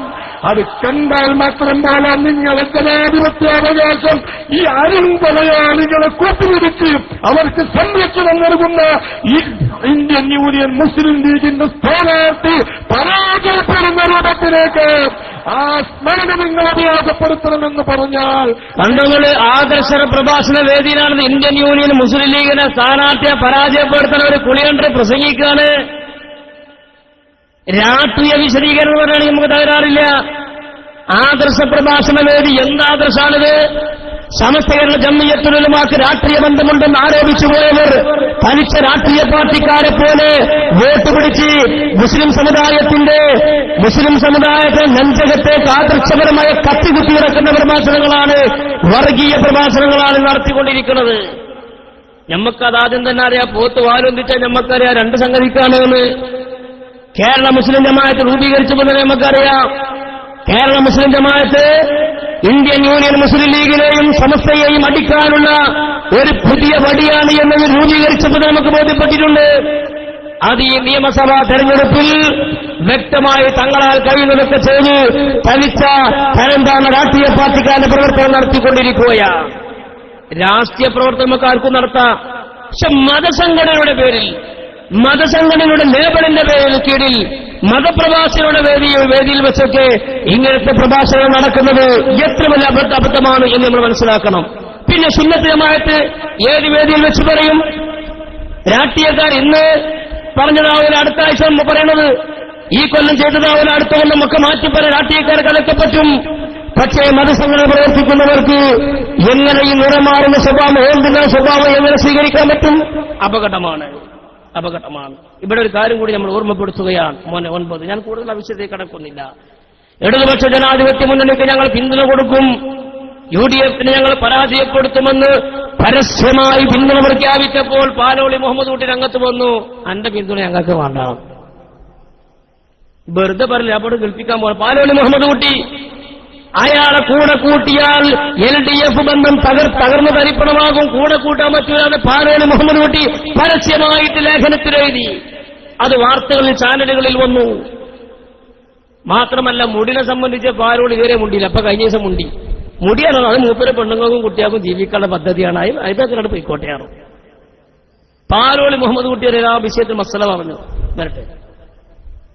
നിയമസഭാ തെരഞ്ഞെടുപ്പിനെ ആര് നയിക്കുമെന്ന ചർച്ചയ്ക്കിടെ പിണറായിയെ പിന്തുണച്ച് മുതിർന്ന CPM നേതാവ് പാലോളി മുഹമ്മദ് കുട്ടി മദനിയുമായി പിണറായി വേദി പങ്കിട്ട വിഷയം വഷളാക്കിയത് VS ആണെന്ന് വിമർശിക്കുന്ന പാലോളി കാന്തപുരത്തെ പോലുള്ളവരുമായുള്ള സഖ്യം പാർട്ടിക്ക് ഗുണം ചെയ്യില്ല എന്നും ഒരു വാരികയ്ക്ക് നൽകിയ അഭിമുഖത്തിൽ തുറന്നടിച്ചു. കാന്തപുരത്തെ പോലെയുള്ളവരുടെ പിന്തുണ പാർട്ടിക്ക് ഗുണം ചെയ്യില്ല. ചങ്ങായിമാരെ ഗുണം ചെയ്യണമെങ്കിൽ അംഗപരമാരുടെ ഒച്ചണ്ടായോട് ഗുണം കിട്ടുമോ? ഒച്ച വലിയ ഒച്ചട്ടിയാച്ചാൽ വോട്ടായി വരില്ല. വോട്ടാകണമെങ്കിൽ പ്രായപൂർത്തിയുള്ള മനുഷ്യന്മാർ വോട്ട് ചെയ്യണം. അതിന് അനുയായികളും വേണം. അനുയായികളുണ്ടെങ്കിൽ അത് വോട്ടാവുള്ളൂ. ഒച്ചട്ടാണെങ്കിൽ 4 ഭാഗം പാഞ്ഞു നിർത്തിയിട്ട് എങ്ങനെ വോട്ടാവണു? അയാൾക്ക് അന്തല്ലുണ്ട്. അയാൾ അങ്ങനെ പറഞ്ഞു. ഗുരുതരമായ പ്രതിസന്ധി നേരിട്ട കഴിഞ്ഞ 15 വർഷം പാർട്ടിയെ സംരക്ഷിച്ചു നിർത്തിയത് പിണറായി വിജയനാണെന്നാണ് പാലോളി പറയുന്നത്. പാർട്ടിയിലെ വിഭാഗീയത ഇല്ലാതാക്കാനുള്ള പിണറായിയുടെ പരിശ്രമങ്ങൾ വിജയിച്ചു. നയിക്കാൻ പ്രാപ്തിയുള്ളയാൾ പിണറായി തന്നെയെന്ന വിലയിരുത്തലിന് പിന്നിലെ നിരീക്ഷണങ്ങളായി പാലോളി അവതരിപ്പിക്കുന്നത് ഇക്കാര്യങ്ങളാണ്. മദനിയുമായി വേദി പങ്കിട്ടതിന്റെ പേരിൽ പാർട്ടി ഇന്നും നേരിടുന്ന ആരോപണങ്ങൾക്കും പാലോളി മറുപടി നൽകുന്നു. 2009 തെരഞ്ഞെടുപ്പ് പ്രചാരണ വേളയിൽ പിണറായി പങ്കെടുത്ത പരിപാടിയിലേക്ക് അവിചാരിതമായി മദനി കടന്നുവരികയായിരുന്നുവെന്നും ആ വിവാദം കൊഴുപ്പിച്ചത് VS ആണെന്നും പാലോളി കുറ്റപ്പെടുത്തുന്നു. VS പ്രതികരിച്ചതിന് പിന്നാലെ UDF വിഷയം ഏറ്റെടുത്തു. ഇതോടെ ജയിക്കാനുള്ള സാധ്യത നഷ്ടമായെന്നും പാലോളി പറയുന്നു. DIC-യെയും INL-നെയും ഒപ്പം കൂട്ടാതിരുന്നത് CPM-ന് പറ്റിയ അബദ്ധമാണെന്ന് പറയുന്ന പാലോളി അതിന് കാരണക്കാരൻ VS ആണെന്നും കുറ്റപ്പെടുത്തുന്നു. കാന്തപുരത്തിനെതിരെയും അഭിമുഖത്തിൽ അദ്ദേഹം ആഞ്ഞടിക്കുന്നുണ്ട്. തിരികേശം എന്ന പേരിൽ കാന്തപുരം നടത്തുന്ന പ്രചാരണം കാലശേഷം മക്കൾക്ക് വരുമാനമുണ്ടാക്കുന്നതിനുള്ള മാർഗമാണെന്നും കാന്തപുരത്തെ പോലുള്ളവരുമായി നടത്തുന്ന നീക്കുപോക്കുകൾ വലിയ തിരിച്ചടി നൽകുമെന്നും മുന്നറിയിപ്പ് നൽകുന്നു. CPM-നെ കാന്തപുരം സഹായിച്ചിട്ടുണ്ടെങ്കിൽ അത് അവരുടെ സംഘടനയുടെ നിലനിൽപ്പിന് വേണ്ടിയാണെന്നും പാലോളി മറുപടി നൽകുന്നു. ഏഷ്യാനെറ്റ് ന്യൂസ്, കോഴിക്കോട്. കണ്ടകള് ഈ രൂപത്തിൽ ഇടതുപക്ഷ ജനാധിപത്യ മുന്നണിയുടെ രാഷ്ട്രീയം തിരിയുന്ന നേതാക്കന്മാർക്ക് കാര്യങ്ങൾ ബോധ്യപ്പെട്ട് തുറന്നു പറയാൻ അവർ സന്നദ്ധരായി. ഈ രൂപത്തിൽ തരംതാഴ്ന്ന രാഷ്ട്രീയ പാർട്ടികളുടെ പ്രവർത്തനങ്ങൾ പള്ളിയിൽ ഖുതുബയോതി ആളുകൾക്ക് തീർ പറഞ്ഞുകൊടുത്ത് ദർസ് നടത്തി സമുദായത്തെ സമുദ്ധരിക്കേണ്ടവർ രാഷ്ട്രീയ പാർട്ടിയായ പുറത്ത് രംഗപ്രവേശനം നടത്തുമ്പോൾ നമ്മൾ ആലോചിക്കേണ്ടത് ഈ ഒരു ആരോപണമായിരുന്നു പണ്ട് സമസ്തകളുടെ ജംഇയ്യത്തുലമാക്കെതിരെ അവർ ആരോപിച്ചിരുന്നത് എന്നും കൂടെ നമ്മൾ ആലോചിക്കണം. കാലങ്ങളൊക്കെ പോയി, വിഷയങ്ങളൊക്കെ പോയി. മോനെ 11 ഡൽഹിയിൽ ഒരു സൂഫി സമ്മേളനം നടന്നു. നമ്മളതിനെപ്പറ്റിയൊക്കെ വളരെ ഗൗരവത്തിൽ ആലോചിക്കണം. സൂഫി സമ്മേളനം എന്ന പേരിൽ ഡൽഹിയിൽ ഒരു സമ്മേളനം നടന്നു, രാംലീല മൈതാനത്ത്. ആ സമ്മേളനത്തിൽ സൂഫികളെ സംബന്ധിച്ചൊക്കെ നമുക്കൊരു ധാരണയുണ്ട്. ബഹുമാനപ്പെട്ട ഷേഖ് മുഹീദ്ദീൻ അബ്ദുൽ ഖാദിർ ജീലാനി തങ്ങളെ പോലെ, ഖാജ മൊഹീദ്ദീൻ തങ്ങളെ പോലെ, അതുപോലെ തന്നെ ബഹുമാനപ്പെട്ട റിഫായി ഷേഖിനെ പോലെ, ബക്തിയാർ കാത്തി തങ്ങളെ പോലെ, അതുപോലെ തന്നെ കഴിഞ്ഞുപോയ കാലഘട്ടത്തിൽ ഇന്ത്യയിലൊക്കെ അകത്തും പുറത്തും ലോകാടിസ്ഥാനത്തിലുള്ള അറിയപ്പെടുന്ന ഒരുപാട് ഔലിയാക്കന്മാർ, സൂഫിയാക്കന്മാർ ലോകാടിസ്ഥാനത്തിൽ പലരെയും നമ്മൾ കേട്ടിട്ടുണ്ട്. ഇജാദി സൂഫിയാണ് നമ്മൾ ആദ്യമായിട്ടാണ് കേൾക്കുന്നത്. ഈ സൂഫികളുടെ ജീവിതവും അവരുടെ തസവൂഫിന്റെ ലോകവും അവർ മാർഗമായ ദീനിലേക്ക് കടന്നു വന്നവരും ലോകത്തെ പഠിപ്പിച്ചതെന്ന തസവൂഫിന്റെ പാഠങ്ങളൊക്കെ വ്യക്തമായി നമ്മൾക്ക് ബോധ്യമുള്ളവരാണ്. അതിനൊക്കെ തകിടം മറിച്ച് പരിശുദ്ധമായ ദീനിന്റെ സൂഫി മുഖത്തെ മാത്രമല്ല ദീനിന്റെ യഥാർത്ഥമായ മുഖത്ത് പോലും പരിവാരിത്തേക്കുന്ന പ്രവർത്തനങ്ങൾ RSS BJP പോലെയുള്ള സംഘടനകൾ രാംലീല മൈതാനത്ത് സംഘടിപ്പിച്ചപ്പോൾ ഇതുതന്നെയാണ് സൂഫിസമെന്നും ഇതിൽ കൂടിയവർ തന്നെയാണ് സൂഫിയാക്കണമെന്നും യെസ്ബോൾ നഗരത്തിൽ ഇവിടെ നിന്ന് ഏതാനും ആളുകൾ പങ്കെടുത്തു എന്ന് മാത്രമല്ല ആ സമ്മേളനത്തിൽ കുറെ പ്രമേയങ്ങൾ പാസാക്കി അന്നത്തെ വാർത്തകളൊക്കെ നമ്മൾ കണ്ടവരാണ്. തലമറക്കാത്ത മാറുമറക്കാത്ത കുറെ പെണ്ണുങ്ങൾ അവരാണ് എത്ര സൂഫിയാക്കൾ. സുബ്ഹാനല്ലാഹ്, അവല്ലാത്ത യാതൊരു സൂഫിയാണ്. ഈ സൂഫികൾ പത്രസമ്മേളനം നടത്തി പർദ്ദ പോലെയുള്ള ഡ്രസ്സുകൾ അത് നിർബന്ധമായിട്ട് പെണ്ണുങ്ങൾ ധരിച്ചോളണമെന്നില്ല, ആണുങ്ങൾ താടി വെച്ചോളണമെന്നില്ല. ഇങ്ങനെയുള്ള ദീനിന്റെ നിരക്കാത്ത നിയമങ്ങൾ പാസാക്കിയപ്പോൾ പാടില്ലെന്ന് പറയാൻ ഒരാളും തയ്യാറായില്ല, ഇവിടുന്ന് പോയവരും തയ്യാറായില്ല എന്നത് ദുഃഖകരമായ വസ്തുതയാണ്. അനങ്ങിയനൊക്കെ പത്രസമ്മേളനം വിളിക്കുന്നവർ എന്താ ഈ വിഷയത്തിൽ പത്രസമ്മേളനം വിളിക്കാഞ്ഞത്? ഞങ്ങൾ അങ്ങനെ സൂഫിയാളാണ് ഏറ്റുപോയതാണ്, ചെന്നപ്പത് സൂഫിയാളാണ് ഞങ്ങൾക്ക് മനസ്സിലായി, അല്ലാതെ ഞങ്ങൾക്ക് മനസ്സിലായി. അവിടുത്തെ പ്രമേയങ്ങളോടും അവിടുത്തെ ചർച്ച ആശയങ്ങളോടും ഞങ്ങൾക്ക് ബന്ധമില്ല, ഞങ്ങൾ അതിനെ വിമർശിക്കുന്നു, അംഗീകരിക്കുന്നില്ല എന്ന് പോലും പറയാൻ ഇവർ തയ്യാറായില്ല. സുബ്ഹാനല്ലാഹ്, എന്തൊരു സൂഫി സമ്മേളനമാണത്. ഞാൻ അതിന്റെ ഒരുപാട് നേർരേഖകളുണ്ട്, ഇപ്പോൾ അത് കാണിക്കാൻ പറ്റിയ സദസ്സല്ല, അതുകൊണ്ട് ഞാൻ അതിലേക്ക് കടക്കുന്നില്ല. അതുമായി ബന്ധപ്പെട്ട് അന്ന് പുറത്തു വന്നൊരു വാർത്തയുണ്ട്, ചാനൽ വാർത്ത. ആ വാർത്ത നിങ്ങളൊന്ന് കേൾക്കും. ദില്ലിയിൽ നടന്ന ലോക സൂഫി സമ്മേളനത്തിൽ കാന്തപുരം AP അബൂബക്കർ മുസ്ലിയാർ പങ്കെടുത്തതിനെ ചൊല്ലി വിവാദം. ഏതിനെ വിവാദമില്ലാത്ത സൂഫി സമ്മേളനം അതും ഒക്കെ വിവാദം തന്നെയാണ്. ആരൊക്കെ പങ്കെടുത്തു? അവിടെ ഉണ്ടായിരുന്ന ആ ഭാഗത്തുള്ള പല പണ്ഡിതന്മാരും ഈ സൂഫി സമ്മേളനത്തെ എതിർത്തിട്ടുണ്ട്, പല സംഘടനകളും എതിർത്തിട്ടുണ്ട്. എതിർക്കപ്പെടേണ്ട പലതും അവിടെ നടന്നിട്ട് പോലും കാമാമുണ്ടില്ല. പക്ഷെ വാർത്താ ചാനലുകാർ പറയും, അതിന് SKS പറഞ്ഞു വരണ്ട, വാർത്താ ചാനലുകാർ പറഞ്ഞു അതും വിവാദമായിട്ടുണ്ട്. കേന്ദ്ര സർക്കാരും RSSും സ്പോൺസർ ചെയ്തതാണ് സൂഫി സമ്മേളനമെന്നും പരിപാടിയിൽ പങ്കെടുത്ത് കാന്തപുരം സമുദായത്തെ വഞ്ചിച്ചിരിക്കുകയാണെന്നാണ് വിമർശനം. അതേസമയം സംഭവത്തെക്കുറിച്ച് പ്രതികരിച്ച് കൂടുതൽ വിവാദത്തിനില്ലെന്ന് കാന്തപുരം വക്താക്കൾ അറിയിച്ചു. അത് നല്ലൊരു തീരുമാനമാണ്. ഏതായാലും പങ്കെടുക്കാൻ ഏതായാലും പങ്കെടുത്തു. ഞങ്ങൾ വിശദീകരിച്ചാണ്ട് കൊയമാന്തരാക്കാൻ ഞങ്ങളില്ല. ഏതായാലും ഈ വിഷയത്തിലെങ്കിലും അങ്ങനെ ഒരു നല്ലൊരു തീരുമാനം എടുത്തൊരു സന്തോഷമുണ്ട്. ബാക്കിയുള്ളതൊക്കെ തീരുമാനിച്ച് തള്ള മങ്കുട്ടിനെ കുളിപ്പിച്ചായിരില്ലാതായി. ഈ വിഷയത്തിൽ ഞങ്ങൾ ഇനി ഒരു ചർച്ച നടത്തുന്നത് ഞങ്ങളതിനെ പറ്റി മുണ്ടിലില്ലാതെ പറഞ്ഞത് അൽഹംദുലില്ലാ, അത് വലിയ നിഅമത്താണ്.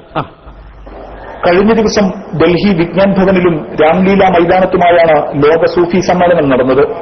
ഓൾ ഇന്ത്യ ഉലമാ ആൻഡ് മശായിഖ് ബോർഡും ലോക സൂഫി ഫോറവുമാണ് പ്രത്യക്ഷത്തിൽ പരിപാടി സംഘടിപ്പിച്ചതെങ്കിലും പിന്നിൽ സംഘപരിവാറാണെന്നാണ് വിമർശനം. പരിപാടിയിൽ പ്രധാനമന്ത്രി നരേന്ദ്രമോദി പ്രത്യേക ക്ഷണിതാവായിരുന്നു. സമ്മേളനത്തിൽ കേരളത്തിലെ പ്രമുഖ മുസ്ലിം പണ്ഡിതനായ കാന്തപുരം AP അബൂബക്കർ മുസ്ലിയാർ പങ്കെടുത്തതാണ് വിവാദമായത്. രാജ്യത്ത് ന്യൂനപക്ഷങ്ങൾ വേട്ടയാടപ്പെടുമ്പോഴും മോദിക്കൊപ്പം നിന്ന് കാര്യലാഭമുണ്ടാക്കുകയാണ് കാന്തപുരത്തിന്റെ ലക്ഷ്യമെന്ന് ജമാഅത്തെ ഇസ്ലാമി അസിസ്റ്റന്റ് അമീർ ഷെയ്ഖ് മുഹമ്മദ് കാരക്കുന്ന് വിമർശിച്ചു. സമസ്ത വിമർശിച്ചു എന്ന് പറയണ്ട, ഷെയ്ഖ് മുഹമ്മദ് കാരക്കുന്നാണ്, SKക്കാരനല്ല.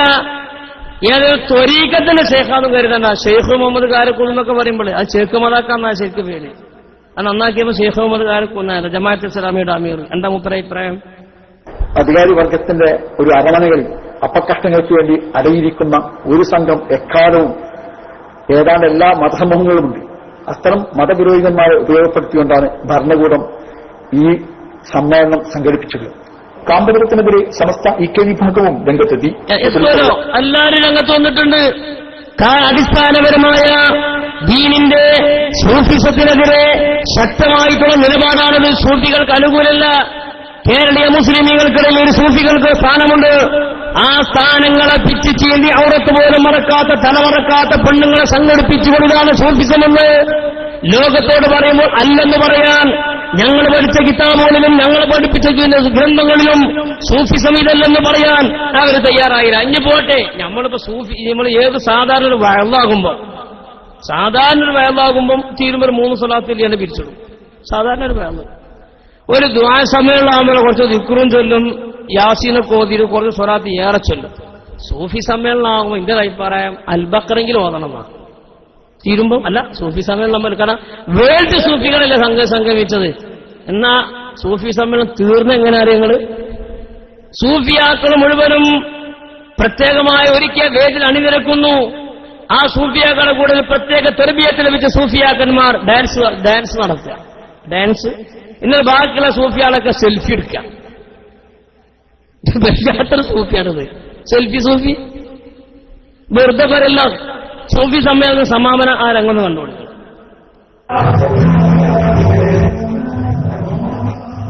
അല്ല, മുട്ടിട്ടായിക്കോട്ടെ, സൂഫി സമ്മേളനം അല്ലേ. എല്ലാ ഹോതാക്കന്മാരും ഇങ്ങനത്തെ കാണാം, സെൽഫി എടുക്കുക.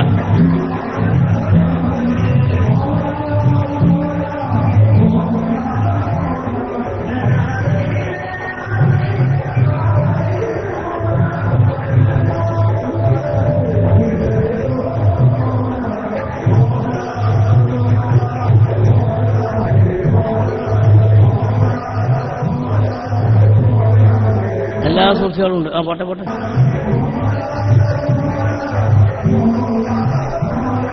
എന്താ പോടാ എനിക്ക് മനസ്സിലായില്ല, ആരോടാന്നറിയില്ല.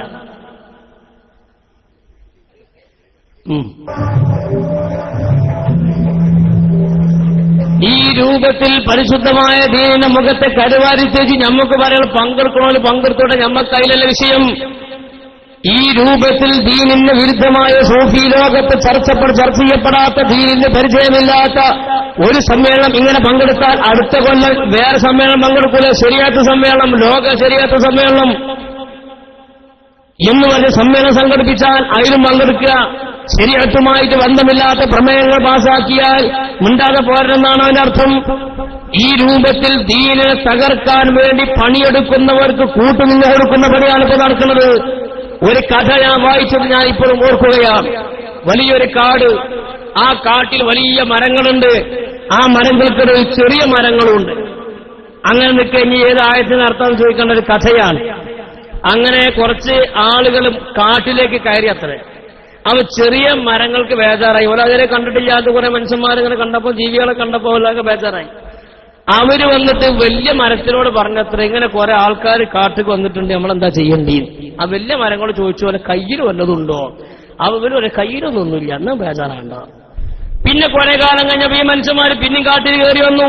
അപ്പോൾ ചെറിയ മരങ്ങൾ വലിയ മരത്തോട് വന്ന് പറഞ്ഞത്ര, ഇന്നാള് വന്നിന് പോലെ പിന്നെയും വന്നിക്കണേ. അവ വലിയ മരം ചോദിച്ചു പോലെ കയ്യിൽ വല്ലതുണ്ടോ? ഇരുമ്പിന്റെ പടിയുണ്ട്, ബേജാറാകാനൊന്നുമില്ല. പിന്നെയും കുറെ കാലം കഴിഞ്ഞു. ഈ മനുഷ്യന്മാര് വീണ്ടും വന്നപ്പോൾ ചെറിയ മരങ്ങൾ വലിയ മരത്തോട് പറയുന്നത്, ആ മുമ്പ് വന്നതിനോല് പിന്നെയും വന്നിട്ടുണ്ട്. അവ ചോദിച്ചു പോലെ കയ്യിൽ വല്ലതുണ്ടോ? മുമ്പുണ്ടായിരുന്ന ഇരുമ്പിന്റെ വടിക്ക് നമ്മളെ കൊണ്ട് പിടിണ്ടാക്കിയിട്ടുണ്ട്. ആ വലിയ മരം പറഞ്ഞാൽ നമ്മൾ ബേജാറാണ്, നമ്മൾ പെരടിക്കൂല് പൊട്ടുന്നത്. ഈ രൂപത്തിൽ മുസ്ലിം സമുദായത്തിൽ നിന്നുള്ള ഓരോരോ പിടികൾ RSS, BJP, ബജറംഗ് ശിവസേന പോലെയുള്ള സംഘടനകൾക്ക് അവസാന പാടാൻ നമ്മളിൽ നിന്നുള്ള ഓരോരോ പിടികളെ കൊണ്ട് അവരുടെ മഴകൾക്ക് പിടിയുണ്ടാക്കിയാൽ ഈ മുസ്ലിം സമുദായത്തിന്റെ ഭാവി അപകടത്തിലായിരിക്കും എന്നീ സമയത്ത് ഞാൻ ഓർമ്മപ്പെടുത്തുകയാണ്. ഇതൊക്കെ വലിയ വിഷയമാണ്, വലിയ വിഷയമാണ് ഇതൊക്കെ. അപ്പൊ ഈ വിഷയത്തിലൊക്കെ നമ്മൾ സംഘടനാപരമായ വൈരാഗ്യത്തിന്റെ പേരിലോ മറ്റു വല്ല ദേശത്തിന്റെ പേരിലോ ഇസ്ലാമിക ശത്രുക്കളോട് കൂട്ടുകൂടി നിന്നാൽ ഇന്ത്യ രാജ്യത്തിന്റെ മണ്ണിൽ വരാനിരിക്കുന്ന ഒരു മുഖം ഞാൻ എന്റെ മനസ്സിൽ വന്നത് ഞാൻ ഓർമ്മപ്പെടുത്തുകയാണ്. എന്റെ മനസ്സിൽ തോന്നിയത്, ഏതാനും വർഷങ്ങൾ കഴിഞ്ഞാൽ ഇന്ത്യ രാജ്യത്ത് രണ്ടു തരത്തിൽ മുസ്ലിമീങ്ങൾ ഉണ്ടാകും. ഇന്ത്യ രാജ്യത്ത് രണ്ടു തരത്തിൽ മുസ്ലിമീങ്ങൾ, ഒന്ന് മോഡി അനുകൂല മുസ്ലിമും, രണ്ട് മോഡി പ്രതികൂല മുസ്ലിമും. മോഡി അനുകൂല മുസ്ലിമീങ്ങൾ നല്ലവരും മോഡി പ്രതികൂല മുസ്ലിമീങ്ങൾ ഭീകരവാദികളായി ചിത്രീകരിക്കപ്പെടുന്ന കാലം അതിവിദൂരമല്ലാത്ത ഭാവിയിൽ ഇന്ത്യ രാജ്യത്തിന്റെ ചരിത്രത്തിൽ വരാൻ പോവുകയാണ്. മോഡി അനുകൂല മുസ്ലിമീങ്ങളെ കൊണ്ട് മോഡി പ്രതികൂല മുസ്ലിമീങ്ങളെ അടിച്ചമർത്താൻ ഈ രാജ്യത്തിന്റെ മണ്ണിൽ കടന്നു കയറിയ മുഴുവൻ ശത്രുക്കളും മോഡി അനുകൂല മുസ്ലിമീങ്ങളെ കൊണ്ട് പ്രതികൂല മുസ്ലിമീങ്ങളെ അടിച്ചുകൊള്ളുന്ന കാലഘട്ടം അതിവിദൂരമല്ല, അടിച്ചമർത്തുന്ന കാലം അതിവിദൂരമല്ല. അവിടുക്കാണ് ഈ കാര്യത്തിന്റെ ഒക്കെ പോക്കുകൾ. എഴുതിങ്ങനെ വെച്ചോളി, എന്റെ ഹയാത്തിലെങ്കിലും നിങ്ങൾക്ക് കാണാൻ കഴിയും, എഴുതി വെച്ചോളി. ഈ രാജ്യത്ത് വരാനിരിക്കുന്ന സംഭവമാണിത്. അതുകൊണ്ട് തന്നെ ഇതിനെ സംബന്ധിച്ചൊക്കെ വ്യക്തമായൊരു ധാരണ നമ്മൾക്ക് ആവശ്യമാണ്. രാഷ്ട്രീയവും സംഘടനയുമൊക്കെ രാജ്യത്തിന്റെ നന്മയ്ക്ക് വേണ്ടിയുള്ളതാണ്, സമുദായത്തിന്റെ നന്മയ്ക്ക് വേണ്ടിയുള്ളതാണ്. ഏതായാലിരിക്കട്ടെ, സമസ്ത കേരള ജംഇയ്യത്തുൽ-ഉലമാക്കെതിരെ ഈ രണ്ട് ആരോപണം ഉന്നയിച്ചു പോയവർ, ഒന്നാമത്തെ ആരോപണ രാഷ്ട്രീയ ബന്ധം അതിന്റെ 10 മടങ്ങ് ശക്തിയോടുകൂടെ രാഷ്ട്രീയ പ്രവർത്തകന്മാരും രാഷ്ട്രീയ സംഘടനയുമായി കേരളത്തിന്റെ മണ്ണിൽ പരസ്യമായും പരസ്യമല്ലാതെയും പ്രവർത്തിച്ചുകൊണ്ടിരിക്കുന്നു. മുള്ളൂർക്കര മുഹമ്മദ് അലി സഖാഫി കണ്ണൂരിൽ ശൈലജ ടീച്ചർക്ക് വേണ്ടി രാവും പകലുമില്ലാതെ പ്രചരണത്തിൽ നടന്നുകൊണ്ടിരിക്കുകയാണ്. ഞാൻ ആ പ്രസംഗങ്ങളൊന്നും ഇപ്പോൾ ഇവിടെ കേൾപ്പിക്കാൻ പറ്റിയ സദസ്സല്ലാത്തതുകൊണ്ട് അതിലേക്ക് ഞാൻ കടക്കുന്നില്ല. രണ്ടാമത്തെ വിദേഹത്ത് ബന്ധം, അതിലേക്ക് ഞാൻ കൂടുതൽ കടക്കുന്നതിന് ഒറ്റ ഉദാഹരണം പറയാം. കേരളത്തിന്റെ മണ്ണിൽ വിദേഹത്തുകാർ മാത്രം പറഞ്ഞ ആശയങ്ങളും വിശ്വാസങ്ങളും കേരളത്തിന്റെ മണ്ണിൽ പ്രചരിപ്പിക്കുന്നത് പാരാ സാക്ഷാൽ പേരുള്ള അബ്ദുറഹ്മാൻ സഖാഫിയാർ. ഇന്നുവരെ തിരുത്തിയതായി നമ്മൾ കേട്ടിട്ടില്ല.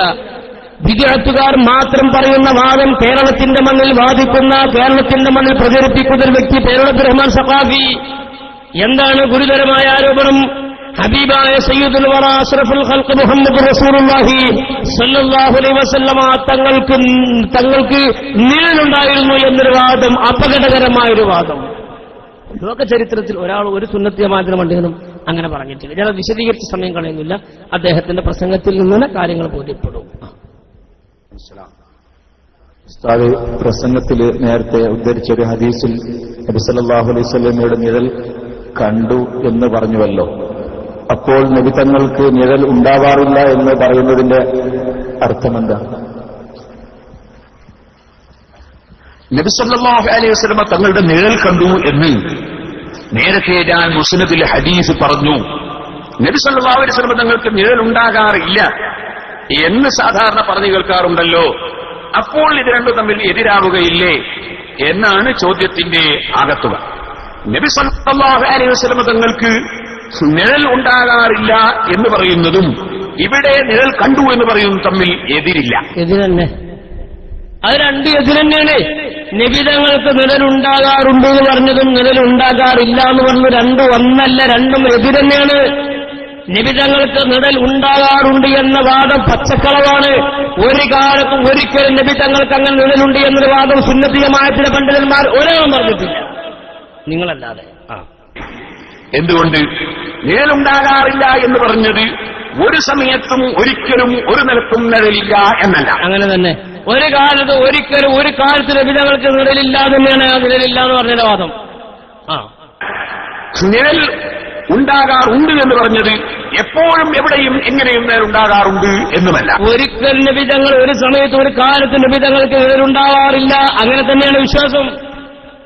ആരെയൊക്കെയോ സന്തോഷിപ്പിക്കാനും ആരെയൊക്കെ തൃപ്തിപ്പെടുത്താനുമുള്ള ഗൂഢമായ ബന്ധത്തിന്റെ ഗൂഢമായ പ്രവർത്തനത്തിന്റെ ഫലമായിട്ടാണ് ഇതൊക്കെ നടക്കുന്നത്.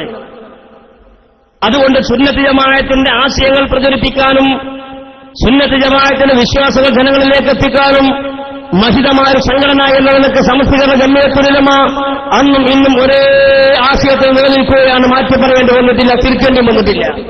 ഞാനത് പറഞ്ഞു പോയല്ലോ എന്നതിന്റെ പേരിൽ പുറത്തിറങ്ങി നടക്കാൻ സാധിക്കാത്ത രൂപത്തിലുള്ള മാനം കെടുന്ന വിഷയത്തിൽ ഒരു ഇടപെടലുകൾ നടത്തേണ്ട സാഹചര്യം സമസ്തീകരണ ജമിയത്തുൽ ഉലമാക്ക് വന്നിട്ടില്ല, അതിന്റെ പ്രവർത്തകന്മാർക്ക് വന്നിട്ടില്ല. ഇത് ഈ മഹിതമായ സംഘടനയുടെ എക്കാലത്തും നിലനിൽക്കുന്ന ഏറ്റവും വലിയ ഇമേജിലുള്ള ഒരു സാഹചര്യ കാരണമാണ് ഈ ഉത്തരവാദപ്പെട്ട നേതൃത്വം. കാരണം നേതൃത്വം നന്നാവുമ്പോൾ അനുയായികളും നന്നാവും. നേതൃത്വത്തിന് വളവുണ്ടാവുമ്പോൾ അനുയായികൾ കൈലേറെ വളവുണ്ടാകുമ്പോൾ സ്വാഭാവികം തന്നെയല്ലേ. നിഴല് വളഞ്ഞപ്പോ വളഞ്ഞ നിഴലിന് നിർത്താൻ സാധിക്കൂല. നിഴല് വളഞ്ഞത് നാട്ടി വളഞ്ഞതുകൊണ്ടാണ്. നാട്ടി നിർത്തിയാൽ ഓട്ടോമാറ്റിക്കായിട്ട് നിഴല് നേരെയാവും. വളഞ്ഞ നിഴലിന് നേരെയാക്കാൻ ഖിയാമത്ത് നാൾ വരെ ഒരാൾക്കും സാധിക്കൂല. നാട്ടയെ നേരെയാക്കണം, അവിടെയാണ് പ്രശ്നം. നേതാക്കന്മാർ സമുദായത്തെ വഞ്ചിച്ചും കളവ് പറഞ്ഞും പറ്റിച്ചും ഈ രൂപത്തിൽ പണം സമ്പാദിക്കുമ്പോൾ അനുയായികളെ അപ്പുറത്ത് മാർഗം നോക്കും. അതിന് നമ്മൾ ഇന്നലെ കണ്ടത് മർക്കസ് പഠിപ്പിക്കണ മാസല്ല കുതിരനെ കക്കാൻ പോയത്. കുറെ കൈതാളും കൂടിയാണ് കുതിരനെ കക്കാൻ പോയി. ഇതിലും വലിയ മാനക്കേട് നിങ്ങൾ ആലോചിച്ച് നോക്കിയാണ്. മാനം മര്യാദയ്ക്ക് പൈസ കൊടുത്ത് കുതിരനെ വാങ്ങിയാണ്ട് കുട്ടികൾക്ക് കുതിര സവാരി പഠിപ്പിച്ചിട്ടാണെങ്കിൽ 10 1 പേജിൽ ഫോട്ടോ തരില്ലേ. ഇത് ചാനൽ മുഴുവൻ വന്ന് മർക്കസിലെ മാസന്മാർ കൂടിയാണ്ട് കുതിരനെ കട്ടു. ഏതോ ടി വിയിൽ കാരണം കൈതാള് കുതിരനെ കട്ടു. നമ്മൾ പറഞ്ഞല്ല. വാർത്ത വരട്ടെ. വിശദമായ വാർത്തകളിലേക്ക്. കുതിരകളെ മോഷ്ടിച്ച് കടത്തിക്കൊണ്ടുപോയ പ്രതികളെ വളാഞ്ചേരി പോലീസ് അറസ്റ്റ് ചെയ്തു. വളാഞ്ചേരി വെങ്ങാട് ഡൽഹി ഇന്റർനാഷണൽ സ്കൂളിൽ നിന്നും കുതിരകളെ മോഷ്ടിച്ച 3 കുന്നമംഗലം സ്വദേശികളെയാണ് പോലീസ് പിടികൂടിയത്. കുന്നമംഗലം കാരന്തൂർ സ്വദേശികളായ കോഴിമടത്തിൽ ഹരിദാസിന്റെ മകൻ അരുൺദാസ് എന്ന ബിച്ചു, കുഴിമയിൽ ഉസ്മാന്റെ മകൻ ഹർഷാദ്, വടക്കിയിൽ ഉമ്മറിന്റെ മകൻ ഷഹൽ എന്നിവരാണ് പിടിയിലായത്. ചേളാരി സ്വദേശിയായ നൌഫലിന്റേതാണ് മോഷ്ടിക്കപ്പെട്ട കുതിരകൾ. കുതിരകളെ കുന്നമംഗലത്തെ ഒഴിഞ്ഞ പറമ്പിൽ കെട്ടിയിട്ട നിലയിൽ പോലീസ് കണ്ടെത്തി. പലജാതി കളവ് നമ്മൾ കേട്ടത് ആദ്യമായിട്ട് കേൾക്കുക. നോക്കിയാണികള് ഡൽഹി ഇന്റർനാഷണൽ സ്കൂളിൽ വിദ്യാർത്ഥികൾക്ക് കുതിരസവാരി പഠിപ്പിക്കുന്നതിനായാണ് 2 കുതിരകളെ ചേളാരിയിൽ നിന്നും കൊണ്ടുവന്നത്. കഴിഞ്ഞ ശനിയാഴ്ച രാവിലെ കുതിരകളെ വാങ്ങാൻ വേണ്ടി പ്രതികൾ സ്കൂളിലെത്തിയിരുന്നു. കുതിരകളുടെ ഉടമ നൌഫലുമായി വില പറഞ്ഞ് ഉറപ്പിക്കുകയും ചെയ്തു. എന്നാൽ ഞായറാഴ്ച പുലർച്ചെ 2:45 പ്രതികൾ സ്കൂളിലെത്തി കുതിരകളെ കെട്ടഴിച്ച് വാഹനത്തിൽ കുന്നമംഗലത്തേക്ക് കടത്തിക്കൊണ്ടു പോകുകയായിരുന്നുവെന്ന് പോലീസ് പറഞ്ഞു. കുട്ടികളെ പഠിപ്പിക്കുന്നതിന് ഉപയോഗിക്കുന്ന 2 കുതിരകളെ കഴിഞ്ഞ ശനിയാഴ്ച വെളുപ്പിന് 2:50 മണിക്ക് മോഷണം ചെയ്ത് കൊണ്ടുപോയി എന്നുള്ളതാണ് കേസ്. ഇതുമായി ബന്ധപ്പെട്ട് ശനിയാഴ്ച രാവിലെ 2-3 പേര് വന്ന് ഈ കുതിരകളെ വിൽപ്പനയ്ക്കായി ആവശ്യപ്പെടുകയും അതുമായി അവർ ചർച്ച നടത്തി ഒരു തീരുമാനം ഉണ്ടായതായിട്ടും ഈ പരാതിക്കാരൻ പറഞ്ഞിരുന്നു. അപ്പോൾ അവർക്കത് കൊടുക്കാനുള്ള ധാരണ വന്നിരുന്നു. അതിനുശേഷം ഈ കുതിര വളരെ പെട്ടെന്ന് ഇണങ്ങുന്ന തരമായതിനാൽ അവർക്കും ഇതിനുമായി ബന്ധപ്പെട്ട് പ്രീവിയസ് എക്സ്പീരിയൻസ് ഉള്ളതിനാലും ഈ കുതിരയെ പെട്ടെന്ന് നല്ലൊരു ഇണക്കത്തിലാവുകയും ചെയ്തിരുന്നു. അതിനുശേഷം അന്ന് രാത്രി അതായത് ഞായറാഴ്ച പുലർച്ചെ 2:45 മണിയോടുകൂടി